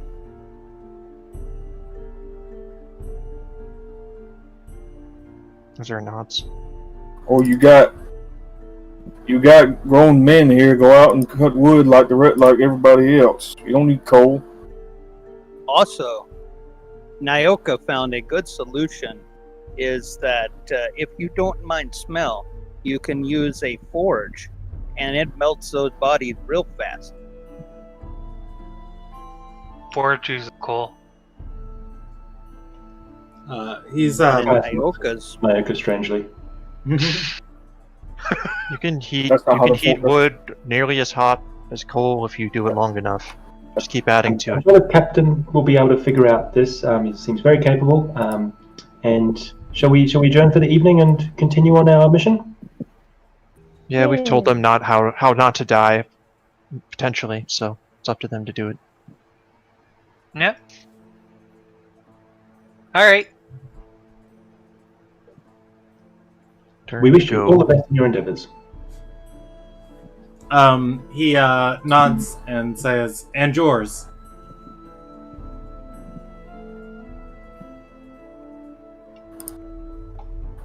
Shall we? What do people think for this evening? Shall we rest in that fine house we sorted out? I wouldn't go back there. We need to Yeah, find. I'd rather suggest rest. a different one. I'd rather rest in that cathedral over there. Yeah. Hmm. Do you think I you don't could think it's get gonna matter where we in go, guys. or? Well, Yeah, I well. also think we should keep a watch. We'll get Do you in. wish anyone to go with you, Azure? Certainly. Whoever wishes to come. I intend to appeal to their faith and... No of need. course, We'll get in. And Nyoka Alright. just starts taking off and walking. Azure shrugs and follows Nyoka. Kyath sighs. Well, we'll follow, I guess. Lex also Figure follows out. Nyoka. All right, you guys head back to the monastery of the Okay. Eternal Eye. Brandon, before we get into the view of the monastery where the monastery can see me, right? Before we broach that tree line, Nyoka turns into the guy that gave me orders to scrub the window. Okay. He turns into that, and he tells Azure to follow him, and he walks up straight to the door. Azure keeps within, just Okay. behind him. You rap on the door. Yep. Don't say anything. Rap on the door. If it's open, I'm just gonna walk in. Okay, so it is not open. Last time, you guys were able to open it from the inside because you were going out. As you rap on the door, I will roll you a percentage die of who is here. And I need to think of one more thing. All right. Again, as you guys approach this monastery on the other side of the bay, the second floor of the building in the to the southwest, you can see that there are 13. There's those 13 people still sitting there in their different poses. Or not different poses, sitting down in meditation, looking up at the sky, even at this moment in nightfall. They have not moved an inch since Wilbur, Azure, and Nyoka and Lex have been here. As you knock on the door, looking down from the bell tower, the person that was watching it here before is going to stick his head out and says, "Hello?" He looks And- down.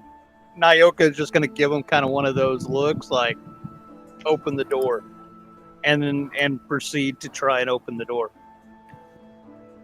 He's a little bit higher than you. He's going to roll a perception check. And he's going to roll a Arcana check. And he's going to say, "Do my eyes deceive me? What magics afflict you?" Nyoka goes, "Only the magic of her Empress's all-seeing eye. Open the door."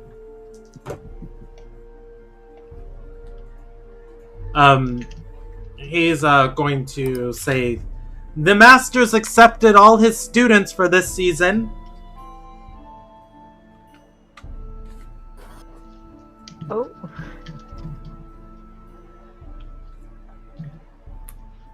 I Nyoka- shall ask him if he wants to let you in. I will return. I'm gonna blow up this door. Going full crusade.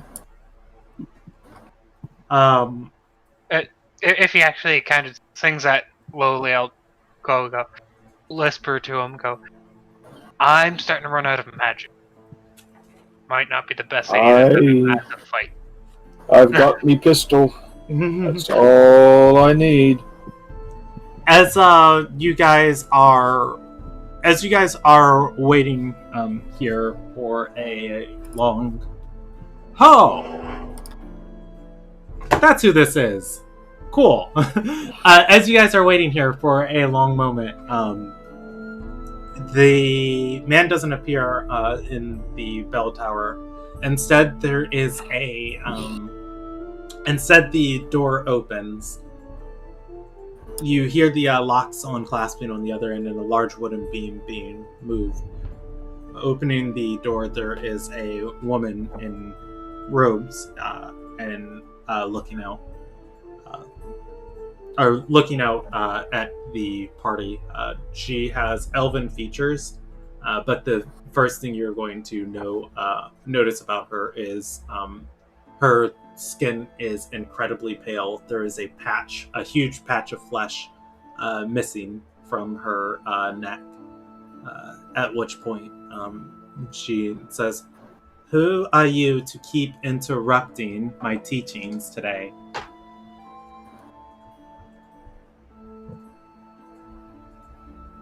Nyoka goes, "My name is Nyoka. I apologize for interrupting your teaching, but your man at the door, he's kind of dumb.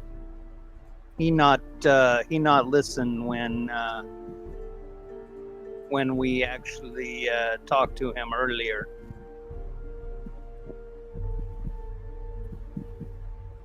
I am Azur.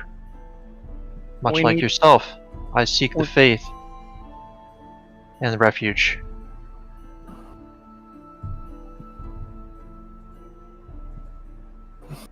She is going to look Azure up and down, and she's going to nod and say, "You're accepted in our commune. Come, brother." She steps aside. "As for the rest of you, unless one of you are willing to be a sacrifice, I suggest you go back to that cursed town of Zewatekis." Nyoka takes the head and throws it into the doorway where she can see it. "We figure you can tell us about this and then we can be gone." She's gonna put a hand over her mouth and say, "That. Sorry about the background noise. Oh, fudge! I never did the half session thing. Never mind." She's going to say, "That is an agent of the Empress of the Darkened Vale. She stayed here only for a few days. What her dealings were inside of Zewatekis, I know not."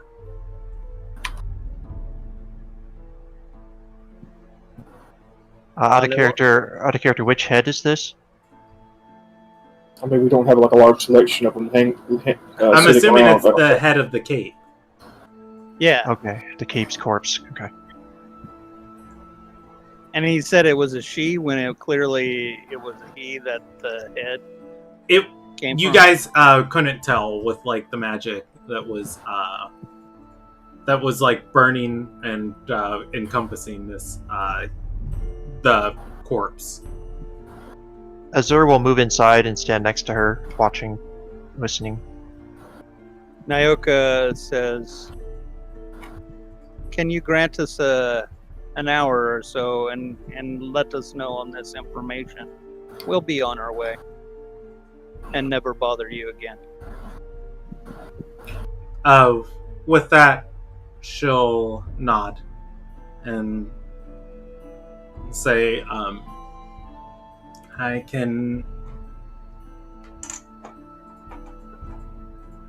I can perhaps let you know the few things that she shared with me, but what the Empress wants done in this region is not of concern of ours. We are not Darkkin. Although some in this commune are Terai.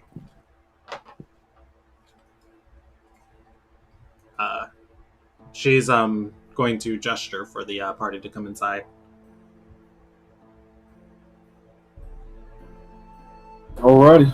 All right, let's go in. Gaiath enters slowly. Brahm enters last. No, I go in last. Too late. Already said it. I've got a gun. Okay. Get in the door. You can only hit me if you're lucky. Ezra is calm and relaxed.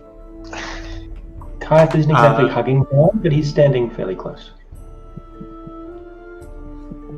She is going to say, I am Master Sita. As you step into the room, your footsteps echo in the main chamber as you step under this oculus. The moon shining light in overhead onto the floor. It is next to pitch dark in here. Before finally she says, my apologies. She casts light on, I guess, her necklace. Her necklace begins giving off bright light.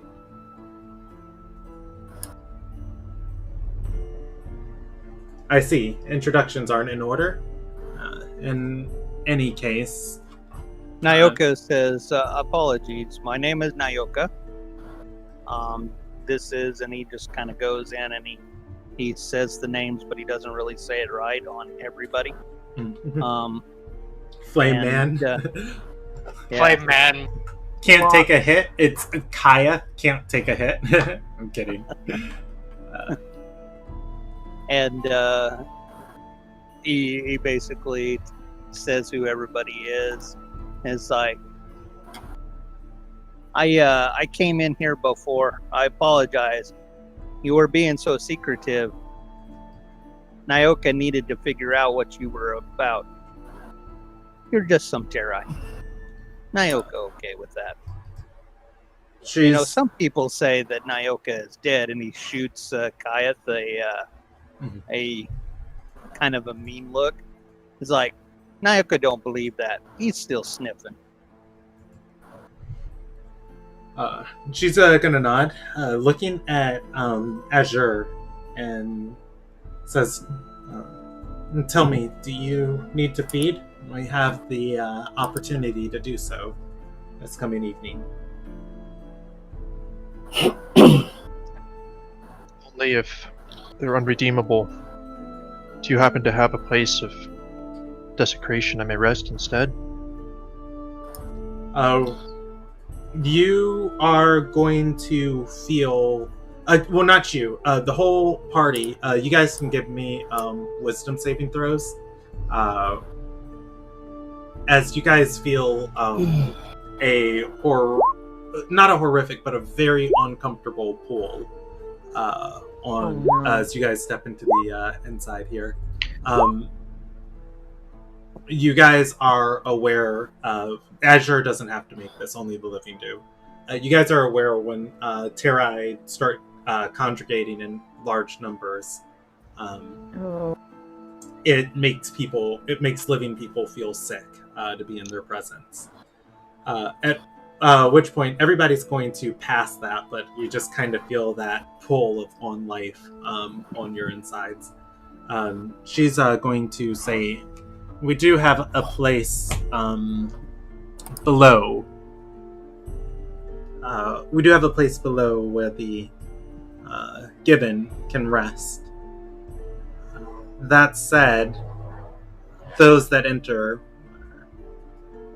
are not allowed to come up.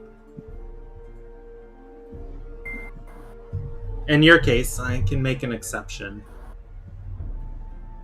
Appreciate that. My time is near.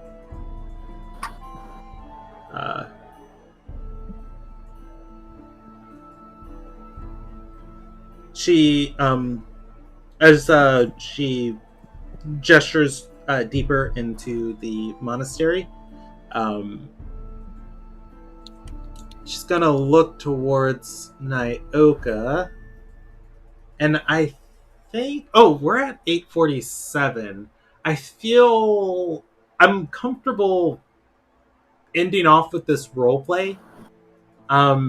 But if we want to stop here, I can roll this up more in depth of what she has to offer you guys and what's in this monastery next session. How do you guys feel about ending here for the night? She'll lead Azure. She'll lead you guys to sleeping quarters, and guys will talk in the morning. It's fine. And she'll lead Azure to the crypts. Below in the crypts, Azure, there are maybe 36 people down here as you step into these crypts. Each of these people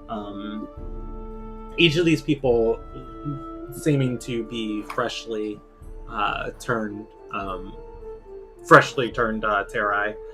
Down here, there are all of those different crafting stations, too, in which they are all going about different tasks, producing items and other things.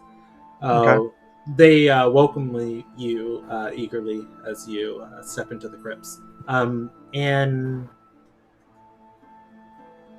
I think we'll end there for the night. So we're spending the night in the tower. All of us? We'll have that role played next session of if you guys want to talk in the morning, should acquiesce to it. Especially if Azure isn't here to eat. Alright. So combat experience. You guys defeated the Cape. And then you guys got your quest reward. The quest reward was its own. We did learn that the Cape is actually from the tomb. Yeah, you guys did learn the Cape is tied to the tomb. Ziwatekis is being ravaged by a vengeful spirit. I actually learned about... I'll discuss this off camera. Let's see. Those two things... anything... Oh, and you guys learned about a little bit about the monastery. Master Sita is here, and those people who are meditating haven't moved in potentially 12 hours. Maybe in upwards of more. And... minor experience for people who disbelieve that Nyoka could get them inside. And I will give you guys minor experience because she said one thing that you guys would be allowed inside and I don't know if you guys picked up on it. Sacrifices, or... Yeah. That there would be a sacrifice, yeah. Yeah, unless one of you guys are willing to be a sacrifice. Apparently, they currently have one. So, it'll be interesting to tackle. Alright, so 3 ticks of major experience, 1,200. 1 tick of minor experience, 1,000... Oh, combat experience tonight. 1,400 story experience, and let me divide up what this was. It was 2,900. There were 7 of you.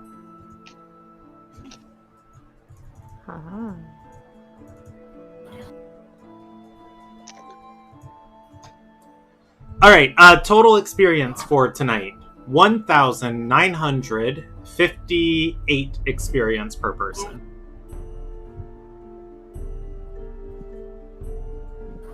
Did you count the horse? The horse. What horse got killed? Count the horse. No, The horse that they killed a long time ago? Yeah. joking because the last time you're like, oh yeah, divided amongst this and whatever. I was like, did you count the horse? Well, the 2 patrolmen didn't take part in combat, so they don't count. I should count the 1 person that he killed at the top, but yeah. Otherwise, yeah, that's going to be it for tonight. There wasn't a lot of roleplay, so I'm not. So what's our total experience at, guys? Let's talk about that 11 off of stream real quick. 11,822. Exactly. Yeah, that's what I got. Your guys' next session is going to be on the 25th of July. All right, I will see you guys then, and I'm going to end the broadcast. When's our next session again?